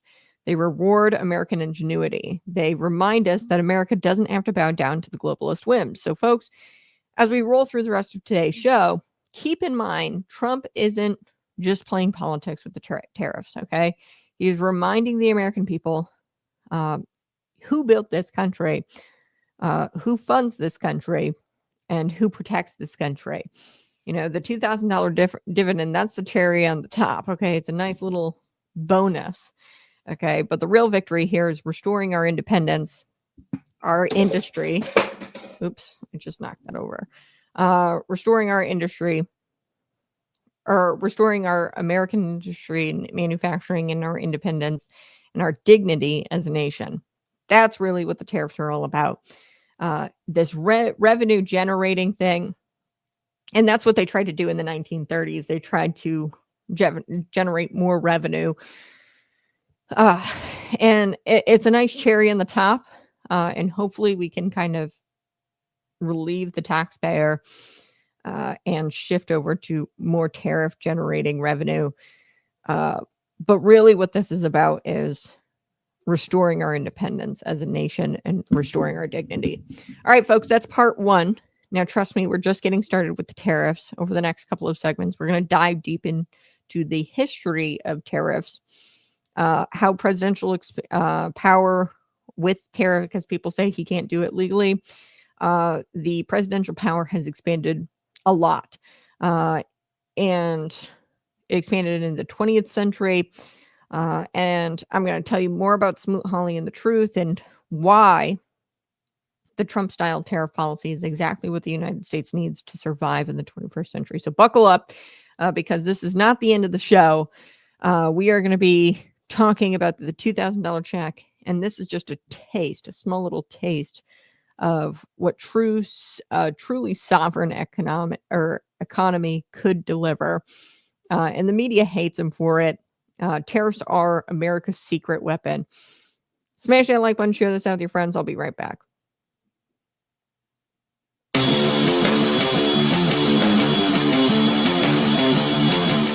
Welcome to Conservative Cat Clips, where we deal with the truth, not talking points. I'm your host, Kat, and today we're putting a spotlight on something the abortion industry wants to keep you in the dark about: abortion pills. What are they? How do they work? And how are they hurting women? Let's talk about the facts. Over 54% of abortions in America are now done using chemical abortion pills. That number is climbing fast. Why? Because it's easier, it's cheaper, and it's quieter. But here's what they won't tell you. Abortion pills come with a serious risk. The process is two drugs: mifepristone, which actually ends the pregnancy, and misoprostol, which forces the body to expel the baby. Sounds simple, right? It's not. According to the FDA, 4,200 serious adverse events have been reported, including 28 deaths since 2000, the year 2000. And those are just the official numbers. In 2021, there was a peer-reviewed study that found that ER visits after chemical abortions increased by over 500% between 2002 and 2015. And here's the kicker. Many of these cases are coded as miscarriages, and they're coded as miscarriages because women don't, or they can't, tell the hospital what actually happened and that they actually took these pills. That means the real damage, probably much worse. So way more than 4,200 adverse events since 2000. Now brace yourself. The Biden administration made it to where these pills were accessible by the mail with no person exam, no ultrasound, and no guarantee that the pregnancy had to be an ectopic pregnancy. So, I mean, you could be taking these in your 6 months, 7 months, 8 months along. And it's not, this could be deadly if you take it when it's not an ectopic pregnancy. Women are being told to take these powerful drugs and there's zero medical supervision. That's not healthcare. It's called negligence. It's medical negligence. And we're seeing heartbreaking stories about all these women who are bleeding alone in dorm rooms, bathrooms, parking lots, or even in their own cars in the parking lot. Clinics like Planned Parenthood calls this empowerment and empowering, but tell me how it's empowering to hand a teenager a handful of pills and say, good luck. The emotional fallout is just as real, by the way.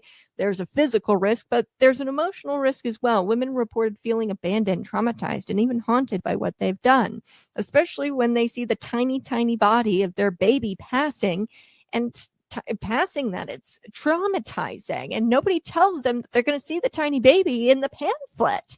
So here's the truth, the plain and simple truth. Abortion pills are not safe. They're not kind, and they're not empowering. They actually hurt women, and they silence their pain by taking these chemical abortion pills, and they protect an industry by keeping the abortion in the dark. And it doesn't do anything to protect the individual at all. I'm Kat, and this has been Conservative Clips, Cat Clips, reminding you that real healthcare, it doesn't kill people, and real healthcare means empowering women and supporting women, not selling them lies in a bottle. Stay alert, stay bold, and always choose life. This has been Conservative Cat Clips. Abortion is satanic child sacrifice. I agree. Climate change is a hoax. I also agree. Trump hates the American people. He will give you absolutely nothing.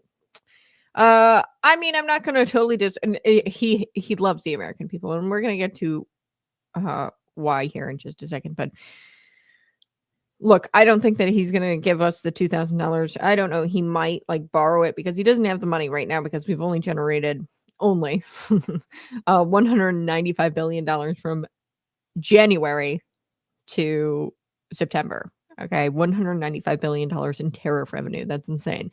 But he's looking long term. We're probably going to get like $3 trillion if we stay on this tariff policy for 10 years. Then we'll get $3 trillion, which is insane. So he's looking long term. Really, what this was, it was a reminder to the American people that tariffs aren't bad. Okay, and hey, we're sick and tired of taxing you to death. And the way tariffs are, or the way you should look at tariffs is that, hey, this is like tax relief. And the secretary, the Treasury Secretary, Scott Bessent, he talked about how actually you're probably going to see it more so in a tax savings. Yeah, I mean, either is good. Full blown like check on paper would be great, but you know, I'm good with the. Really, what I want is no income taxes ultimately. But if you thought part one of the tariff show was eye opening, buckle up, because now we're going to get to the beginning of this thing. And the founding of this country. Okay, because to understand tariffs, you know, you have to understand that they're not a modern invention, and it's not political gimmicks. Okay, this isn't just a way for Donald Trump to poke foreign countries in the eye with a fork. Okay, a lot of people think that he's trying to start drama with these foreign countries because he's like a dictator or something. Like, no, they are in fact tariffs woven into the DNA of American independence. Now, United States, we didn't start out with a complicated tax code.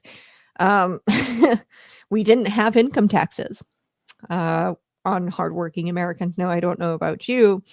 My husband and I, we did our taxes, and I'll just tell you, we spent, or in taxation, they took out $20,000 of our income. That's insanity. Okay. That's not fair. $20,000 would go a long way for our family. And, you know, we didn't have this complicated tax code in the beginning. Okay. It was never the design for America. And in order to understand that tariffs aren't just this modern invention, and to see Trump is doing the right thing, you have to understand that this is the way America was founded and it's the way it's supposed to be. So what we did have was a government that needed money, obviously, to defend itself, to fund basic infrastructure, and to protect American industry. Okay. And what tool did they use? Tariffs. Alexander Hamilton, okay, the first Secretary of Treasury.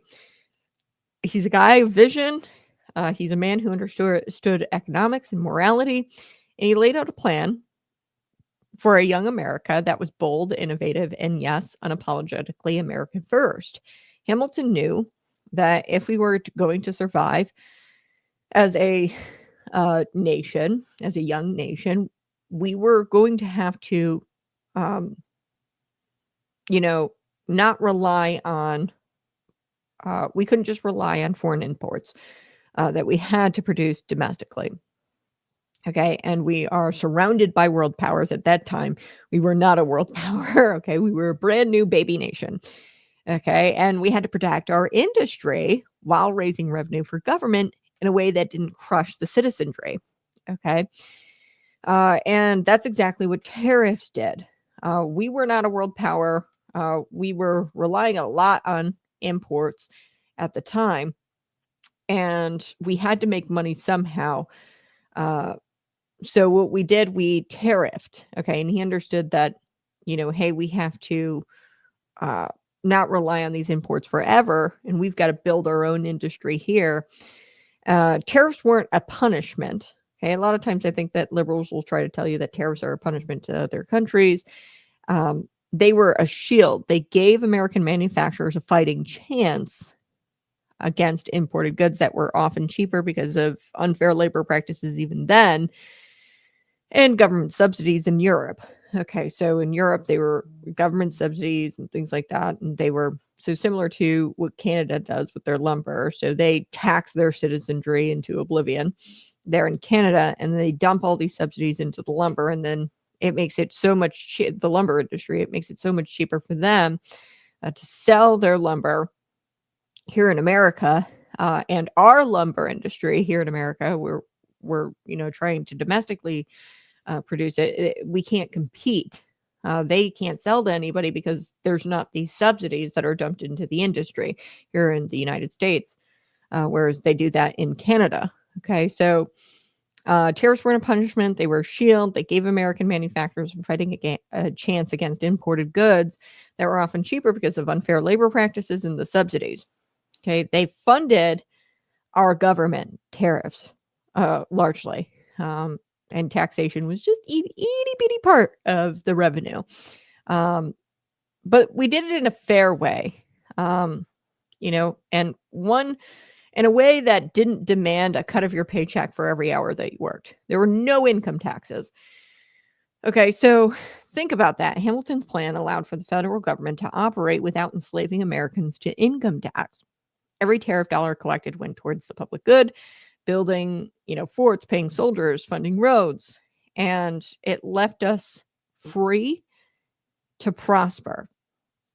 Okay, and that is a moral system. When you alleviate or relieve the taxpayer here, there you can have prosperity because people have money to produce things domestically, and it incentivizes that.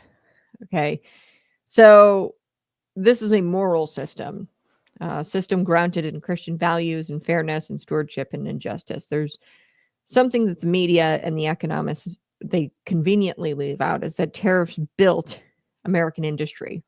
That is how we actually built America into the world power that it is today. It's through the tariff policy. They weren't some evil invention to try to stifle trade. Okay, and that's how they portray it, Donald Trump, that he's this evil guy and he's trying to stifle trade.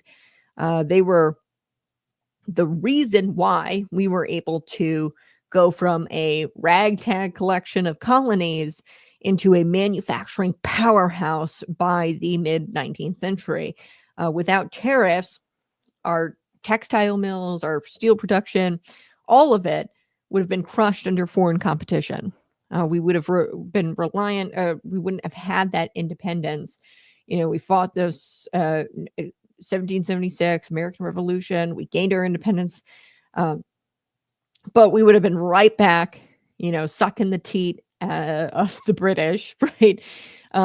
We would have been right back there economically and reliant on them economically on those imports if we hadn't established a tariff policy, a strong tariff policy in the beginning that generated that revenue and promoted innovation here in America. So it would have all been crushed by foreign competition before we even had a chance to get started. Okay, so the tariff policy is not modern. It's not a modern invention. This has been around. This was actually the foundation of America, the tariff policy. We didn't have a ton of taxes. They hated taxes, the founding fathers. They despised them. Boston Tea Party, right? They couldn't stand taxes. And let me pause here and make something crystal clear. Tariffs done right don't punish American consumers. They punish foreign governments and companies that cheat and use foreign labor, children, terrible workplace safety practices. That's the difference. Okay. If someone is breaking the rules, if someone is dumping goods at a below cost prices, if someone is stealing intellectual property, tariffs are the American answer. Okay. Not begging, not whining, not endless negotiations that go nowhere. Okay. We can try to negotiate and get China to do, things better over there. We can try to negotiate with Canada, but none of this stuff really goes anywhere. Hey, Canada, please stop, subsidizing this lumber industry. You're making it unfair. And we're getting screwed in these trades. Tariffs are about action, fairness, and protection. So fast forward a little bit to the early 1800s. So we were there right in the founding of this country. Alexander Hamilton, the first Secretary of the Treasury, he was all pro-tariff. Okay. Fast forward to the early 1800s, tariffs continued to fund the government largely, protecting American jobs and expanding the domestic economy. Okay. Now, remember, we didn't have the IRS back then. Right? We didn't have endless layers of taxation. They had tariffs and excise tax. An excise tax, let me give you the definition. This is sort of similar to like a sales tax. It's a consumption tax, okay? Gasoline, alcohol, tobacco. So consumer-based taxation. That is what I want to get back to. I'm okay with that. Just sales tax, right? It's simple, effective, and accountable. And then we can just do tariffs, right? So it's no accident that the United States grew economically faster than everybody else. We became a world superpower. Okay. We grew economically faster than Europe during this period of time in the 1800s. Our system, the tariff system, encouraged innovation, industry, and independence. And here's the kicker. Liberals love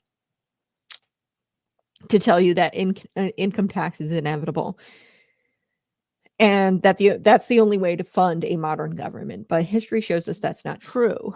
Before 1913, the federal government ran on tariffs and sales taxes, consumption-based taxes, and a few other selective fees, okay? The country survived. We thrived. We were beating everybody, and we became a superpower, okay? The country prospered, and the people weren't crushed under a mountain of taxation. You were stifling in innovation by relying so heavily on the taxation for the revenue to be generated. Now, folks, this is where we can connect dots to Trump's plan. Okay, Trump says the $2,000 dividend checks are going to be funded by tariffs. And he's not just talking about handing out checks, printing money. He's reviving this principle that tariffs can fund the government without enslaving Americans through endless taxation, and that there's money to be generated here. And that is the vision that Hamilton had, Alexander Hamilton. And it's the same vision Trump has. Trump is fighting to restore this vision in a world that has been hollowed out by globalism. And make no mistake, the globalists hate this idea. Okay, they despise tariffs because tariffs limit their power. If America can fund its government through trade, if America can protect its industry and its innovation and create independence instead of dependency, the globalists lose their leverage.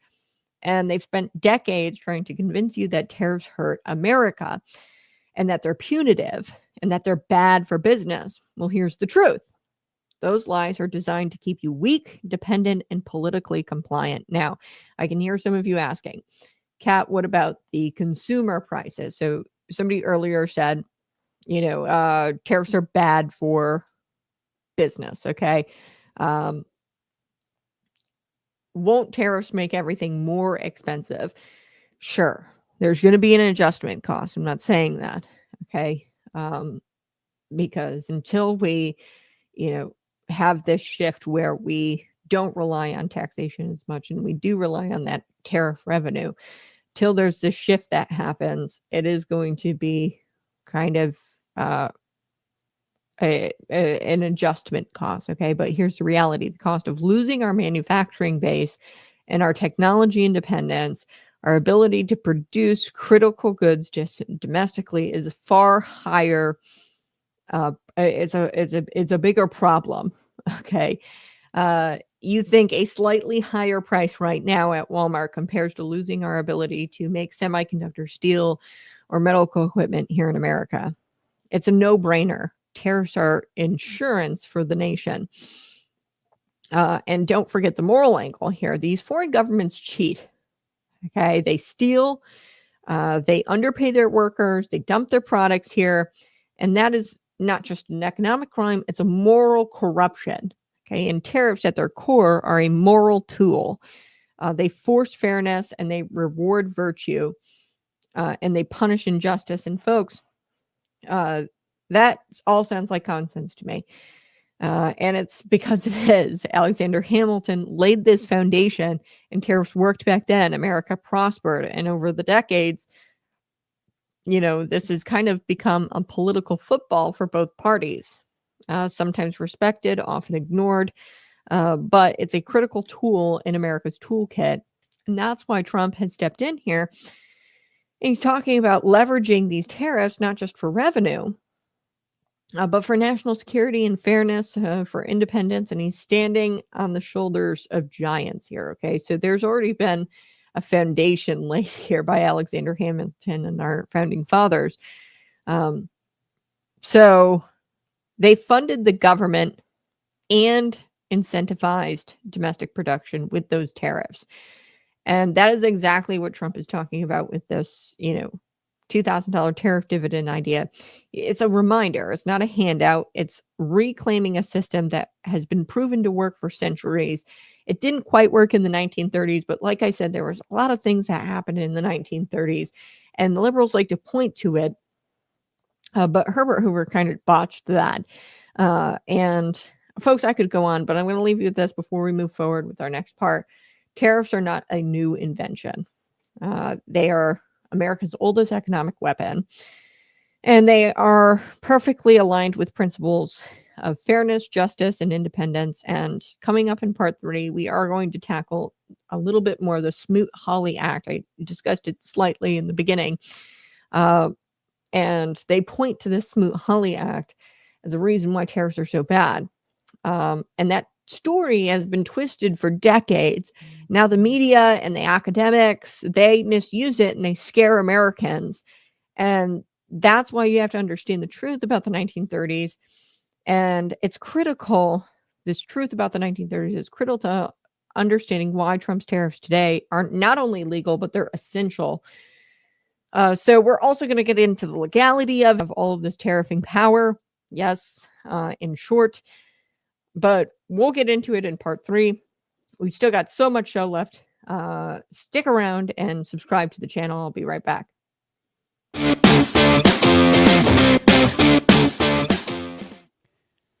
Real strength doesn't need applause, and real faith doesn't flex for attention.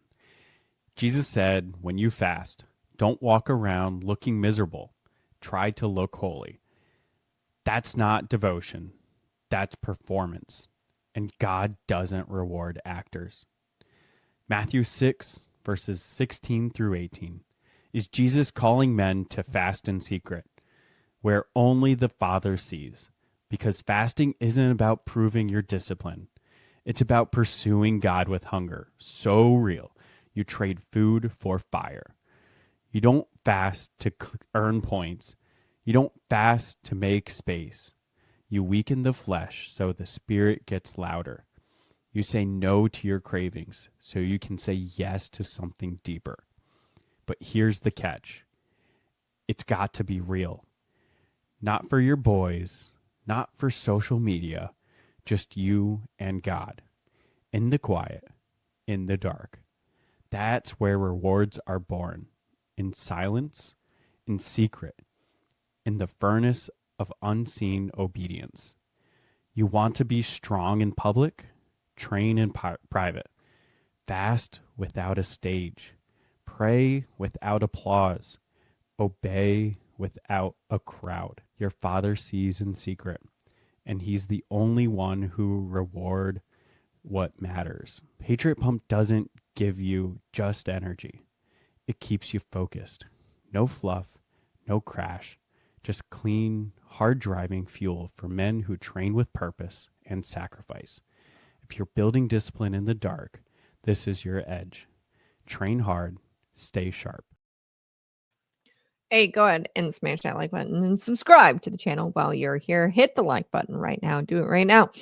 All right, folks. We are going to talk about one of the most misunderstood chapters in history, American economic history. It is the Smoot-Hawley Tariff Act of 1930. And I promise you that you have been taught up to this point that tariffs caused the Great Depression.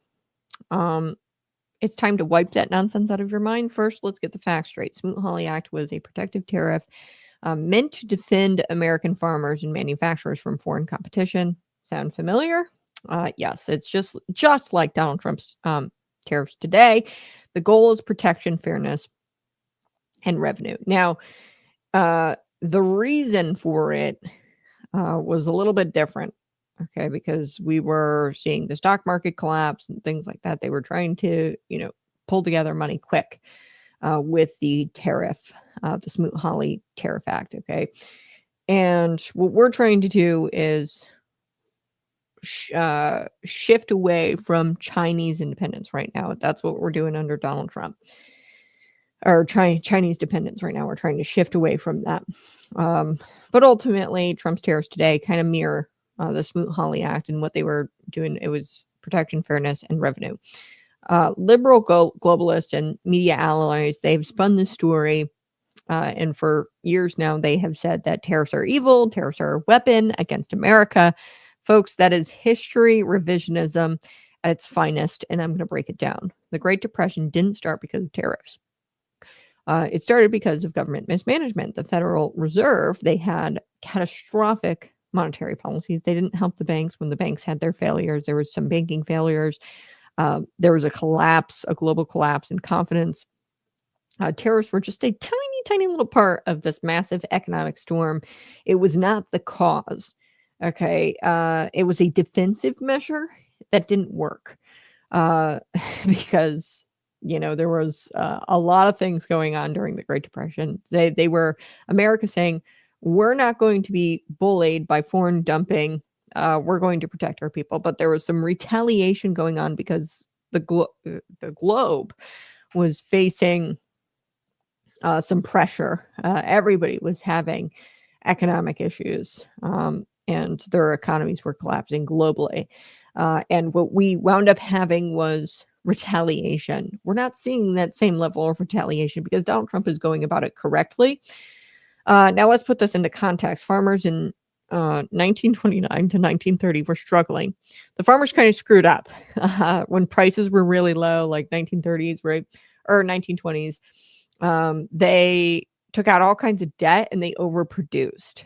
So they kind of screwed themselves. Their crops were being sold at unfair prices because foreign governments were subsidizing exports, and foreign companies were undercutting them. Okay. And then the tariffs were meant to level that playing field. But the farmers kind of got themselves in trouble before all of that really was happening, where their crops were being sold at unfair prices because foreign governments were subsidizing the exports. And the foreign companies were undercutting them. So the tariffs were meant to level the playing field. Okay. Yes, the globalist elite freaked out probably back then too, because suddenly the free market they imagined wasn't so free. Americans were demanding fairness.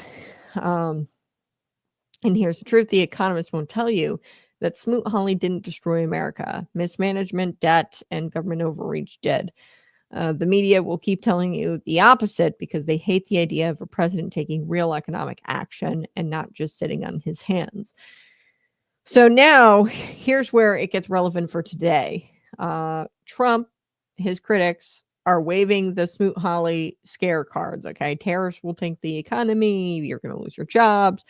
Folks, please look at history. Okay, look at the numbers. Look at what happened when America actually used tariffs strategically and not as a like fly by the seat of my pants reaction to the stock market collapsing. Okay, look at how Alexander Hamilton used tariffs all the way up into the point of 1930s. They increased tariffs by like 50% or something like that.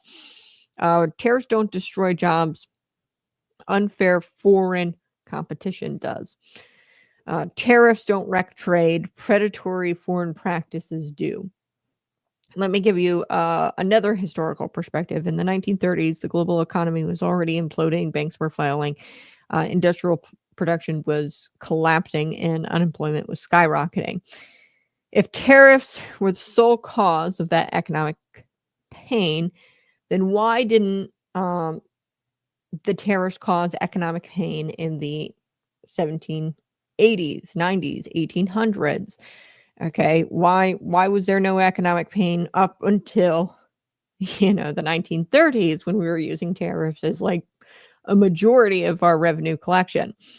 The problem comes when government becomes incompetent or corrupt, and when globalists actually exploit, and this can happen, tariffs politically rather than using them strategically. So when Trump talks about tariffs today, he's not repeating Smoot-Hawley mistakes. Okay, he's learning the lessons from that, and he's applying tariffs strategically and with intelligence and with clear goals. And he's trying to protect American jobs and protect American industry with it, and fund the government without crushing the citizenry. So that way it promotes innovation. And yes, we're going to see a little revenue raise. And that could go directly to Americans in the form of a dividend, the $2,000 dividend. So here's the modern lesson, folks. The globalist media wants to scare you. They want you to think that any tariff is a disaster, but the truth is, America cannot survive without the ability to protect its economy. Without tariffs, we hand sovereignty to China, to foreign nations, and to multinational corporations that don't care about your family, your church, and your local community. So let's get to the numbers. Like I said, Trump needs about $300 billion generated in revenue in order to dish out this $2,000 dividend to people who are making below $100,000 a year. And here's the key. Trump isn't thinking in 1 year. Like, he's thinking way far ahead, and he's looking at the decade of strategic economic independence, and the Treasury predicts $3 trillion in 10 years. That is a long-term vision, so he doesn't mind dishing out the $2,000 to people to just remind them, hey, tariffs aren't bad. So he's going to do that possibly now, or he might wait till he gets to that $300 billion number, which would probably be spring of 2026. But this is principal economic strategy, and he wants Americans to be reminded of that. And let me be crystal clear: tariffs applied smartly don't hurt consumers. Somebody had mentioned here in the comment section, general tariffs you know, aren't as effective as if you were to, tariff specific products or sector. With general tariffs, one industry gains while others fail. I don't know. I think that the general tariffs here are going to work, and I'll get to why here in a second. But tariffs applied smartly don't hurt consumers. They hurt foreign countries that cheat. They reward domestic production. And right now with the general tariffs, I think that it's going to, because really the general, what we're doing, everybody is so China dependent right now. Doing a general tariff is sort of needed because there's not one country that produces like a specific product, or there's not a specific sector. Like it's all coming from China. They've bought now a ton of these countries, South America, things that we get from there, and Brazil. So we kind of need like a general tariff, because at this point, like just one product is not going to do it. So they reward domestic production tariffs, and they strengthen the national defense, and they make sure that America isn't dependent on anyone else for basic life. Okay. Steel, energy, food, medical equipment, and technology. Okay. And all of these we are relying on China for. And that's why I say, like, you don't want to do just a specific product or sector, because we need to reclaim independence from all of these sectors, and we need to start doing it all here, because we are on the brink of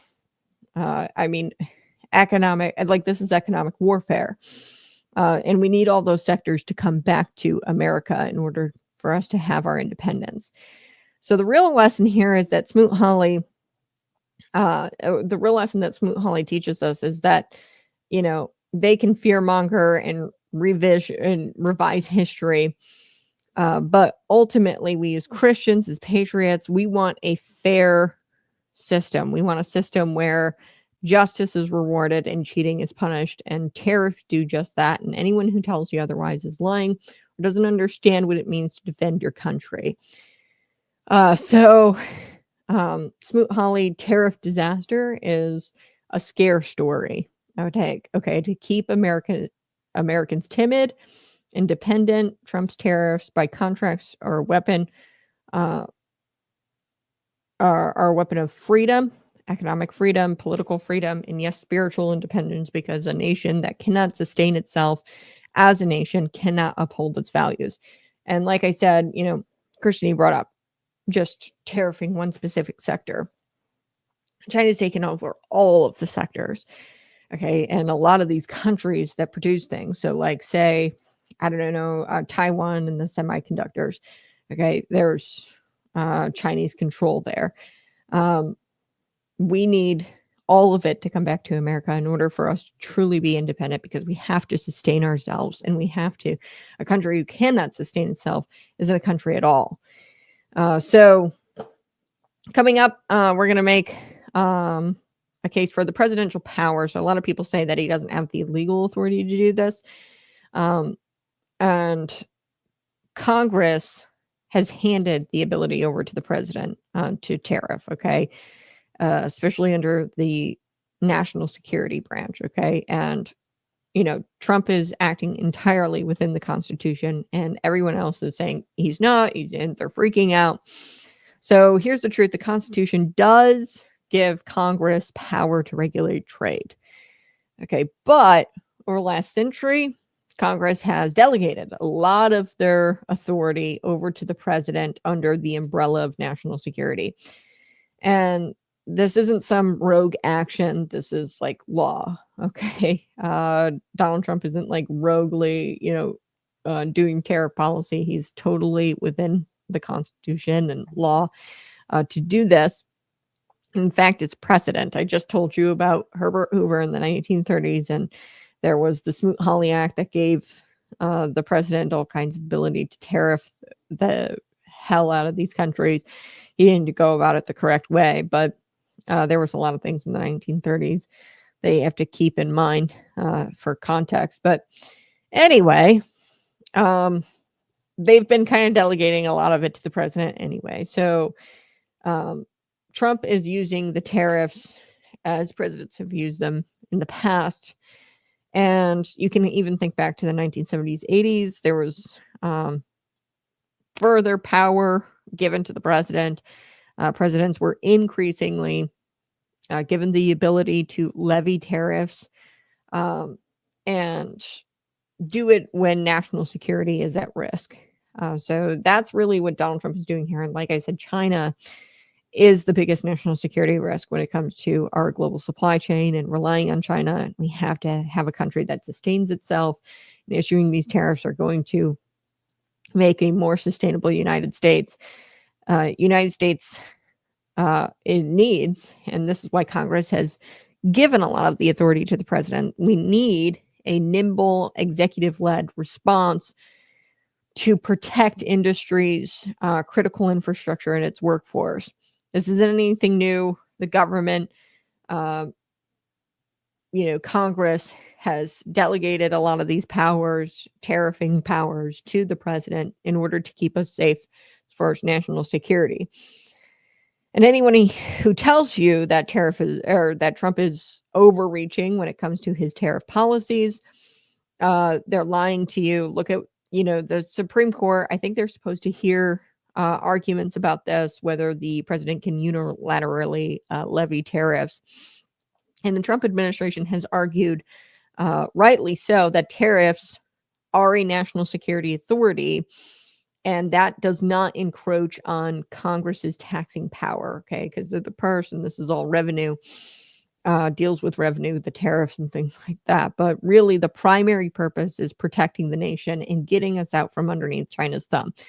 And that's how it's exactly, it's a nice bonus. And I would argue even, Alexander Hamilton's vision, which was to tariff, only do the excise tax, the consumption-based tax, that kind of leaves room for innovation. And that is something that we need to prioritize, because the economy and national security, it all kind of works hand in hand.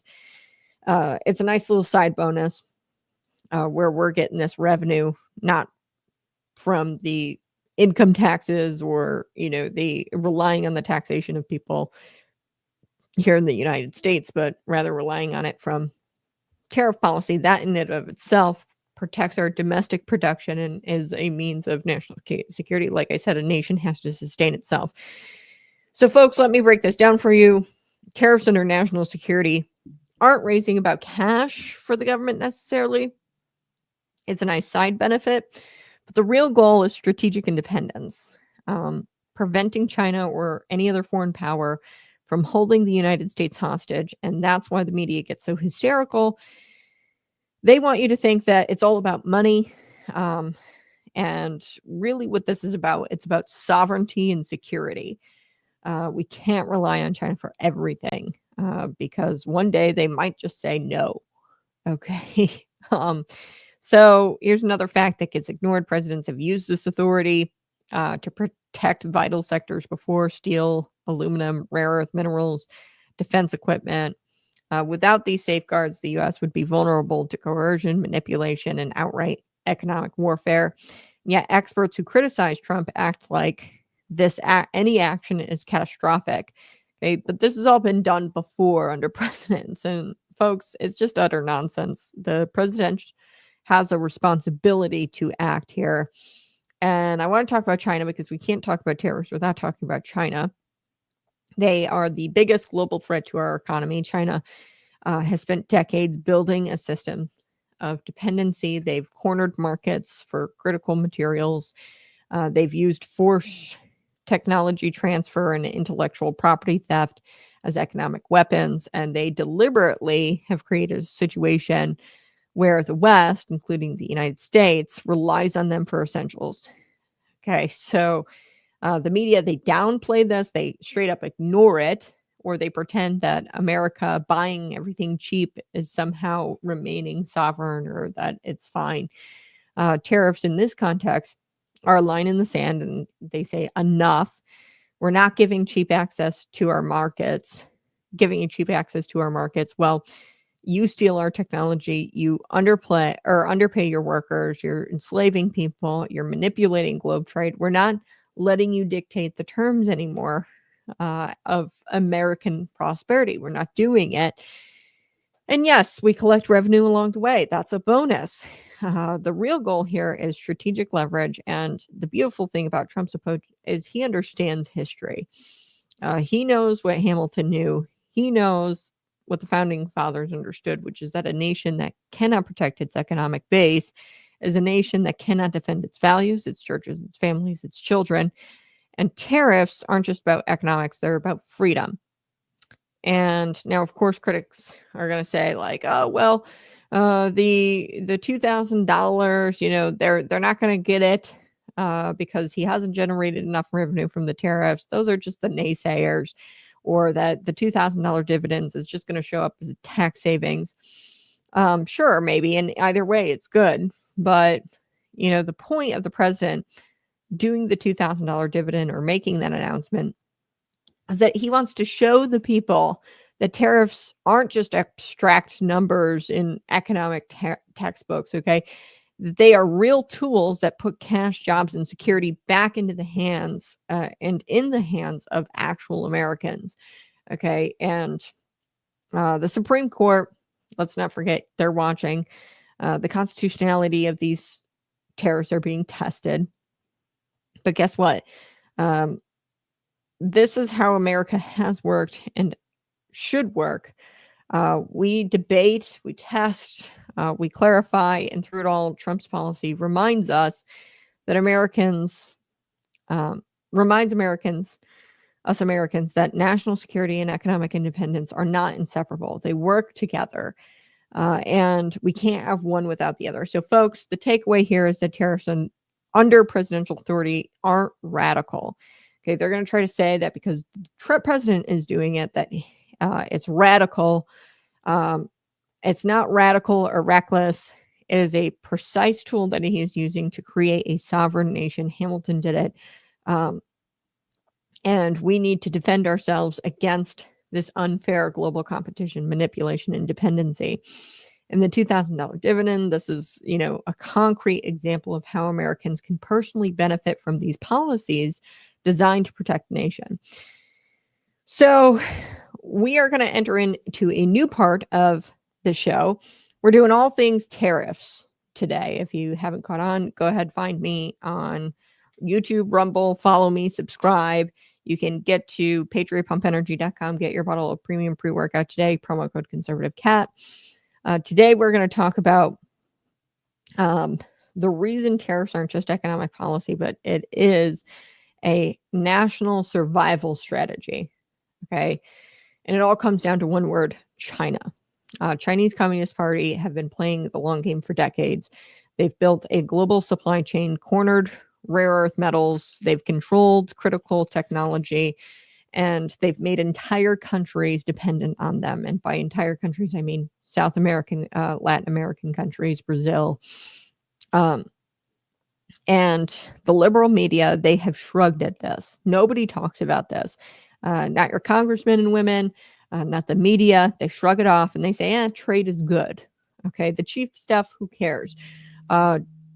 Don't worry about dependency.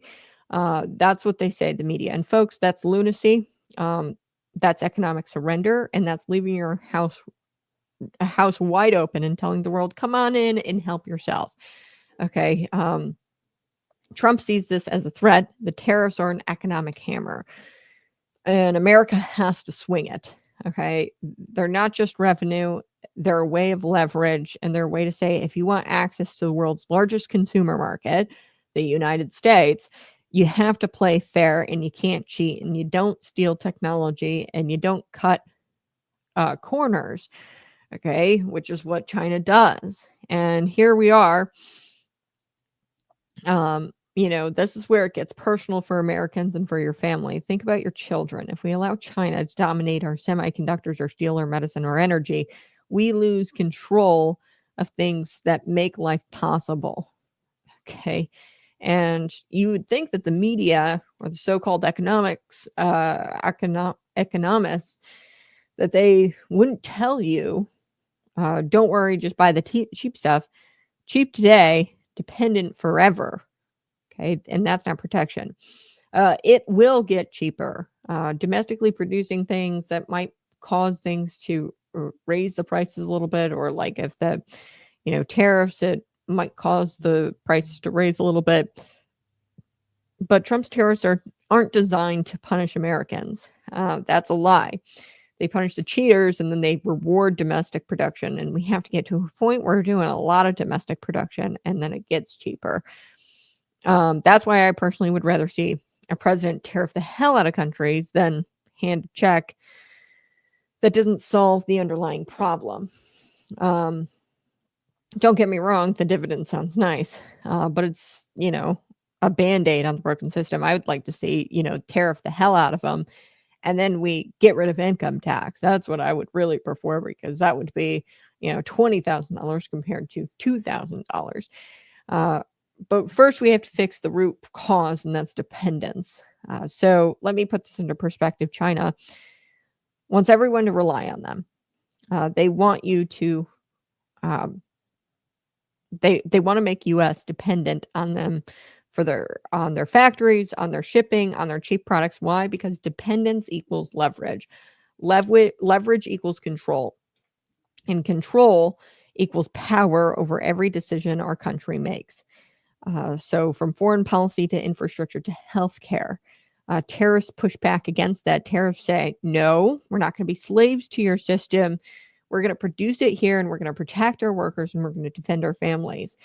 And here's the kicker. This isn't just a theory, it's strategy, and it's what national security looks like in the 21st century. We're not really fighting each other with guns and ammo. You know what I mean? China is moving in quietly, economically, and they're getting countries to depend on them, and they're taking over the world, quite literally world dominance. And it's a country that is making it to where other countries can't produce their own goods and they aren't free.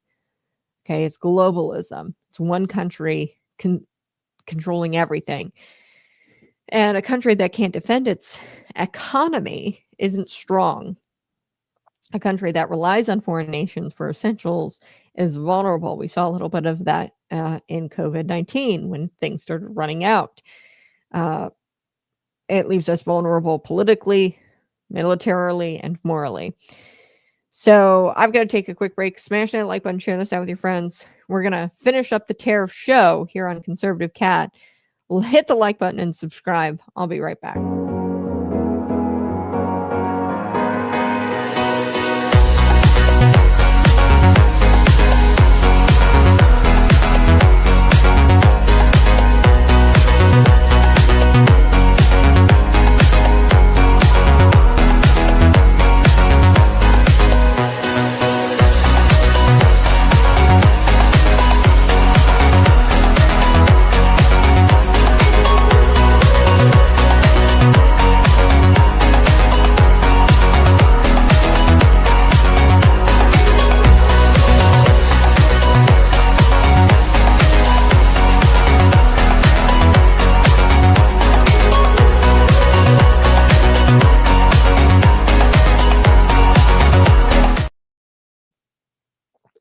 Hey, smash that like button, share this out with your friends, subscribe to the channel. The media and the left are going to try to distract you with all these, numbers and say, oh, it's going to cost consumers more. Oh, tariffs are going to spark a trade war. Folks, wake up. They don't care about America, the media and the left. And they don't understand that a small increase in prices is a small price to pay for freedom, security, and independence. Trump gets that. And that's why tariffs are smart, necessary, and yes, patriotic. So let's talk about American workers for a minute, because the narrative that you'll hear is that tariffs hurt jobs. The truth, tariffs protect jobs. They protect steel workers, farmers, factory employees, technology, engineers, and countless others from unfair competition. They protect small businesses that can't compete with foreign dumping. Okay, they protect communities from being hollowed out by globalist policies. And let me tell you, folks, that is real love for your neighbor. Okay. Tariffs are loving your neighbor. That's Christian stewardship. That's putting family and community first. And when Trump, announced this $2,000 dividend check funded by tariffs, it's not a check. It's a symbol of a much larger fight, a fight for independence, a fight for fair trade, a fight for American self-reliance. It's a signal to the world that America is no longer passive. America will no longer be exploited, and that America is protecting its own people, and we're going to pay our people. So this is the icing on the cake. Tariffs actually create incentive for domestic production. We want factories here. We want steel. We want aluminum. We want semiconductors. Okay. We want critical medicine being made here. Why? Because production at home means security at home. Okay. Production at home means independence. Production at home means our children, our grandchildren don't have to grow up in a country beholden to a foreign power. And folks, make no mistake, this is more than economics. This is a fight for sovereignty, freedom, and responsibility. Every dollar off the tariff revenue is a reminder that cheating has consequences. And fairness matters, and America needs to stand for something.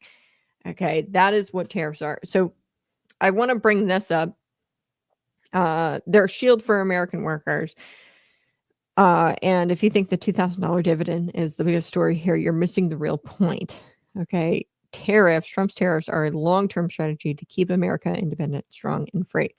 So coming up in this next part, I do want to take a look at why income taxes have crippled America, and we never used to have them, and why tariffs are morally superior to income tax, and how we could fund the government the way our founders had intended without enslaving hardworking Americans to endless taxation. So, folks, we have reached this segment of the tariff show. Smash that like button, share this out with your friends. I'm going a little longer today. I was a little late. So subscribe to the channel. We can do longer stories, longer shows like this, and dig deep into the history of tariffs because of your support. So go ahead and visit patriotpumpenergy.com. Get your bottle of premium pre-workout, $10 off at checkout, Conservative Cat, and Super Chat. I'll take your chats here at the end of the show. So income taxes versus tariffs. And Trump's strategy is all about leveraging tariffs. It's not just smart, but it's morally and constitutionally superior. Okay, so let's start with history. The United States did not always have an income tax for the most part. In our early history, federal government funded itself through tariffs largely. And we did some excise taxes, so consumption-based taxation, so alcohol, gas, things like that. That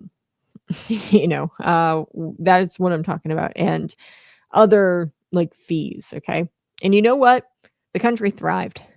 We became a world superpower when we were doing it that way. Communities built businesses, churches and local institutions flourished. And yes, the government was small. When you have this hyper taxation and you rely so heavily on the taxation, it just gets bigger and bigger because they've got more money to play around with, and they don't feel so bad taxing you into oblivion, and they'll just keep coming back to you for more and more and more. And it was small, accountable, and effective government. When we had more tariffs and no income tax and just kind of relied on excise tax. Then came the income tax. This was 1913.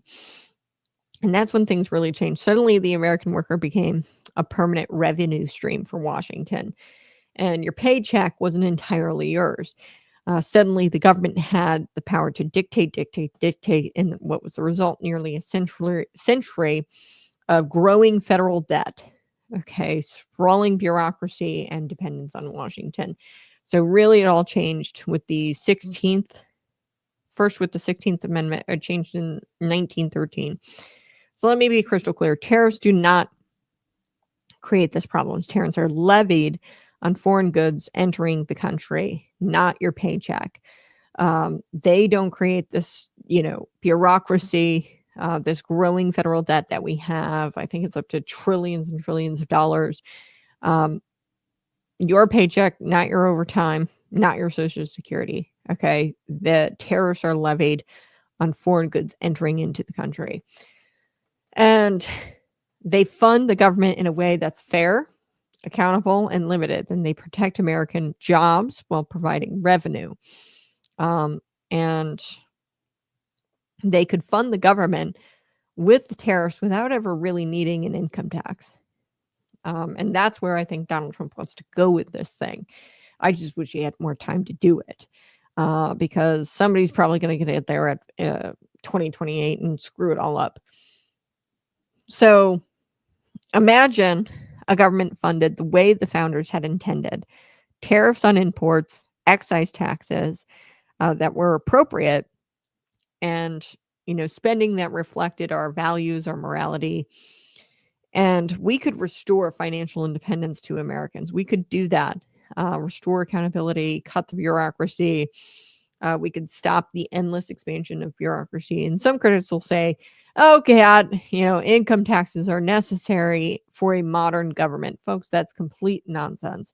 Tariffs can do the same thing, often more efficiently without crushing the American worker. And really, it incentivizes when you have overtaxation that plays an effect on your business, how well it does.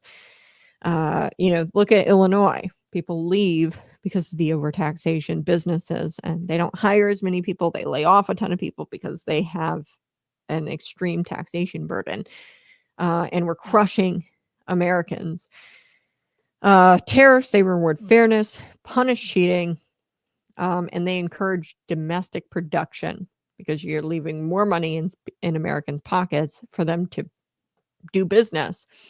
Income taxes reward dependency, punish productivity, and they centralize power to Washington. Which system do you want? Do you want income taxes or tariffs? Okay. Income taxes, as implemented over the last century, have created a culture of dependence. Citizens are forced to hand over their labor while the government grows unchecked. Tariffs, on the other hand, protect fairness and incentivize domestic work. They tell foreign nations play fair or pay the price. They tell American workers, hey, your labor is protected, your community is protected, your family is protected. Now, that's moral governance. That is Christian stewardship. Now, back to Donald Trump. When he's talking about the $2,000 dividends, he's demonstrating practical superiority of tariffs over income tax. Okay. So what he's trying to do here, he's showing that the government you can fund government action and reward citizens, and protect the economy without enslaving Americans to endless taxation. That is what he's doing with the $2,000. It's sort of like, I don't want to say it's like political showboating, but kind of, even if he never issues them. And this is revolutionary, folks. And the American media hates it. No other president has really done this. Herbert Hoover didn't even really do it. He did like this crazy tariffing thing in response to economic collapse, but nobody's ever really done this before, except arguably Alexander Hamilton. The founding fathers did it, and look what happened when we were on that system. And then 1913, it kind of all went to hell. So think about the message this would send to other nations as well. Hey, we're not begging for trade. We're not asking politely. We're saying play by the rules. You pay your fair share, and the revenue generated, well, that's a bonus. And that's a huge message. Let's not forget the constitutional aspect. Tariffs are explicitly authorized by the Constitution. Income taxes require amendments. Okay, tariffs have been around, like I said, longer than income tax. Okay, that was the setup Alexander Hamilton had, and it had to have been done through the 16th Amendment in 1913, the income tax. Okay, but tariffs are explicitly authorized in the Constitution. Income taxes require amendments, bureaucracy, and tariffs are straightforward, transparent, and historically proven. They align with the principles of our founders, and they were put in place for a reason, to limit government. Okay. When you tax, and you keep going back to the taxpayer, they're not accountable and they just keep going back to you. And then it becomes like a relationship that is not a good relationship. And you create a populace that is angry with their government. So here's the takeaway. Trump's tariff strategy is not about handouts. Okay. The $2,000, it's a dividend. And he might be doing a little bit of political theater with it. But he's really trying to remind Americans that tariffs aren't bad and they could actually put money in your pocket. So let me wrap this up, folks. Time to bring everything together, our tariff show, and we're going to connect the dots from Hamilton to Smoot-Hawley, from presidential authority to China, and from moral principles to modern policy. Okay. Here's the big picture, why tariffs aren't just numbers on a spreadsheet. They're America's secret weapon. And tariffs built this country, okay? It protected our young industries. Remember, or you don't remember, but Alexander Hamilton, this was a young country. Tariffs funded the government without enslaving the citizens and allowed the citizens to flourish. And this was morally sound policy because it promoted fairness and accountability. Hamilton understood this. Trump understands this.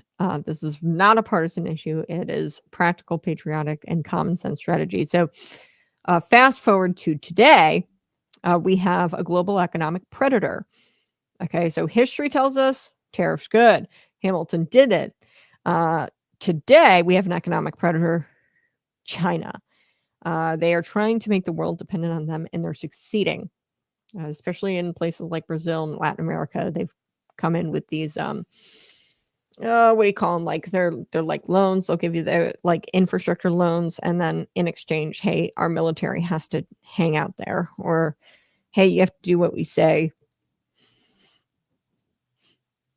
in exchange for the loans that we give you, the infrastructure, like the high-speed rails or whatever. Okay. They have cornered markets, stolen technology, and manipulated labor. And they've tried to dictate the terms to the free world. Okay. If we continue to rely on them and we don't act decisively, we are surrendering our sovereignty and our economy and our freedom. And that's not speculation. That is a reality at this point. So we have to act. Tariffs are the American answer. And they force fairness. They reward domestic production. They create leverage. They fund the government in a way that doesn't enslave Americans to, say, an income tax. And the $2,000 dividend is all part of that picture. And it's a tangible benefit that Americans can see. And that's why Donald Trump Truth Socialed that out. It's a symbol that these policies work for you, the citizen of America. So let's talk about that for a minute. They'll say tariffs hurt consumers. Tariffs are bad for economics, okay? And they usually point to the Smoot-Hawley Act, okay? Folks, these people don't understand history. They didn't understand what was going on in the 1930s and why the tariff policy was enacted and how Herbert kind of botched it. Tariffs don't hurt Americans. Dependence on foreign powers hurt Americans. Tariffs don't destroy economics. Cheating, unfair trade, and predatory practices destroy economies. And yes, the dividend may require, smart management, or may even require, they might not have the money for the dividend yet. But if they, use some of the money they've got to put towards it, eventually they're going to get that $300 billion that they need in order to issue those checks to everybody making under $100,000. And really, it's the principle. That's why they want to issue the $2,000.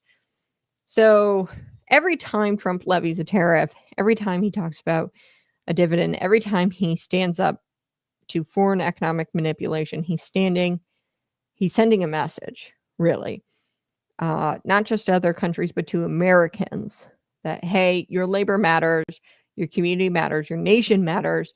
And that's why we cheer for tariffs, not as a punishment, or see them as a punishment, but we cheer for them as a means of protection and promotion of domestic production. So I'm going to fast forward. Finally, I'm going to leave you with this. Tariffs aren't the enemy. Globalism is, dependence is, cheating is, and Trump's tariffs and the vision behind them put power back where it belongs, in the hands of the Americans. They protect our sovereignty, they protect our jobs, they protect our children, and yes, they remind the world that America will not be intimidated, we will not be manipulated, and we are not going to be enslaved economically. So whether you like this idea of the $2,000 dividend, or you prefer, the tariffs to do all the heavy lifting, and it doesn't come in the form of a dividend, and we just let Trump go, tariff the hell out of these countries, and then eventually maybe we get our income tax taken away, or we don't have to rely on income tax. Wherever you're at, America First isn't just a slogan, it's a strategy. And this is all about restoring freedom and independence. Folks, that has been the Conservative Cat Show. My take on tariffs from Hamilton, Alexander Hamilton, to Donald Trump, 1930s to today.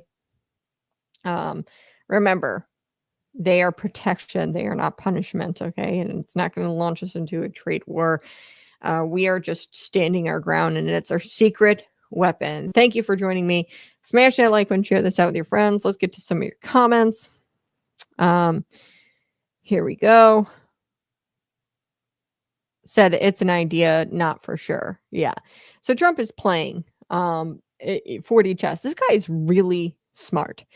He knows that this is all tied up in the courts right now, and they're going to try to say that he can't do this constitutionally, which is just a lie. Look at the history. Look at Herbert Hoover back in the 1930s. He issued like 50, Congress passed the act, but it expanded the presidential powers. And I'd say for the last century, they've really expanded the powers to the president in regards to tariffs for matters of national security.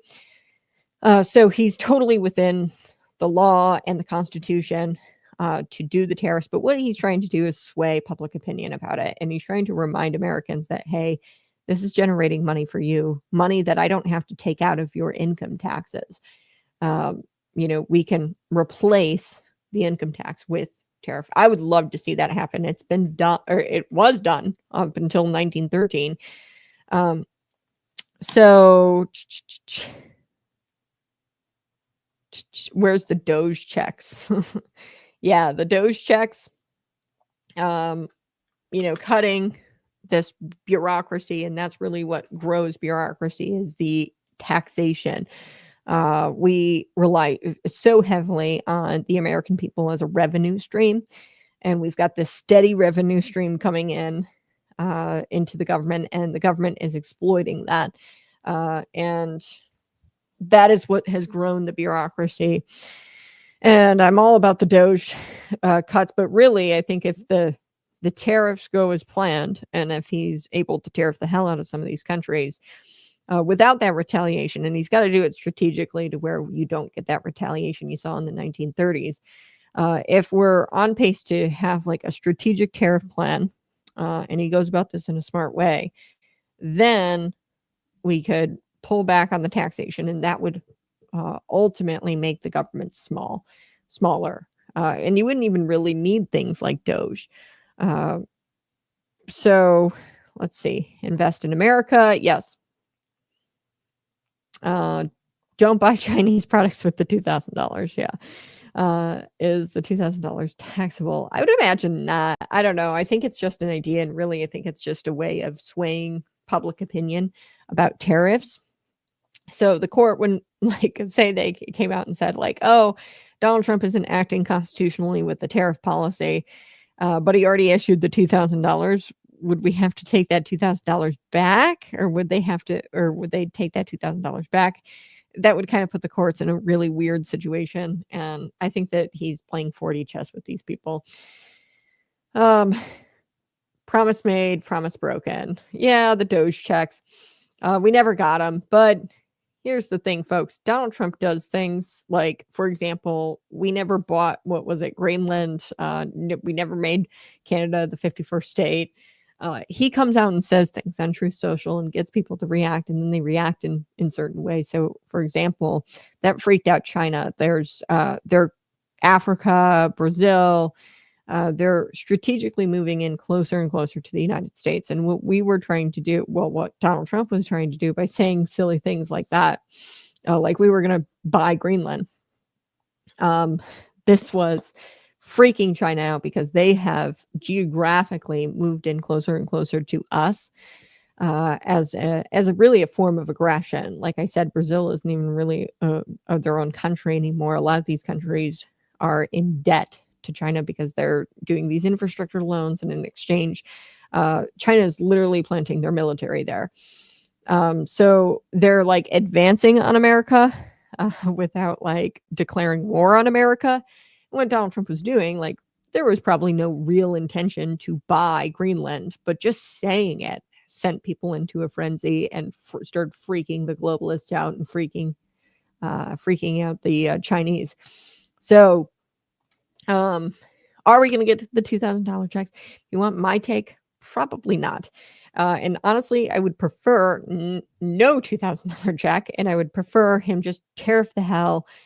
Get the Supreme Court to be like, the Americans really like tariffs now because they think they're going to get the $2,000 check. Well, he swayed the court of public opinion with this.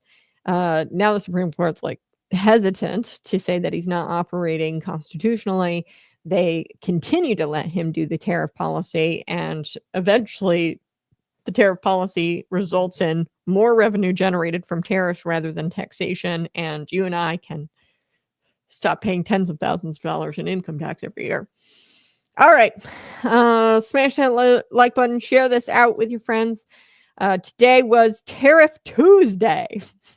Tomorrow we'll be back to our regular scheduled program. I'll hit more of the news. But I wanted to take a moment to talk about how tariffs are a key part to defending economic freedom and national security. You guys have a blessed day. Bye-bye. Love you.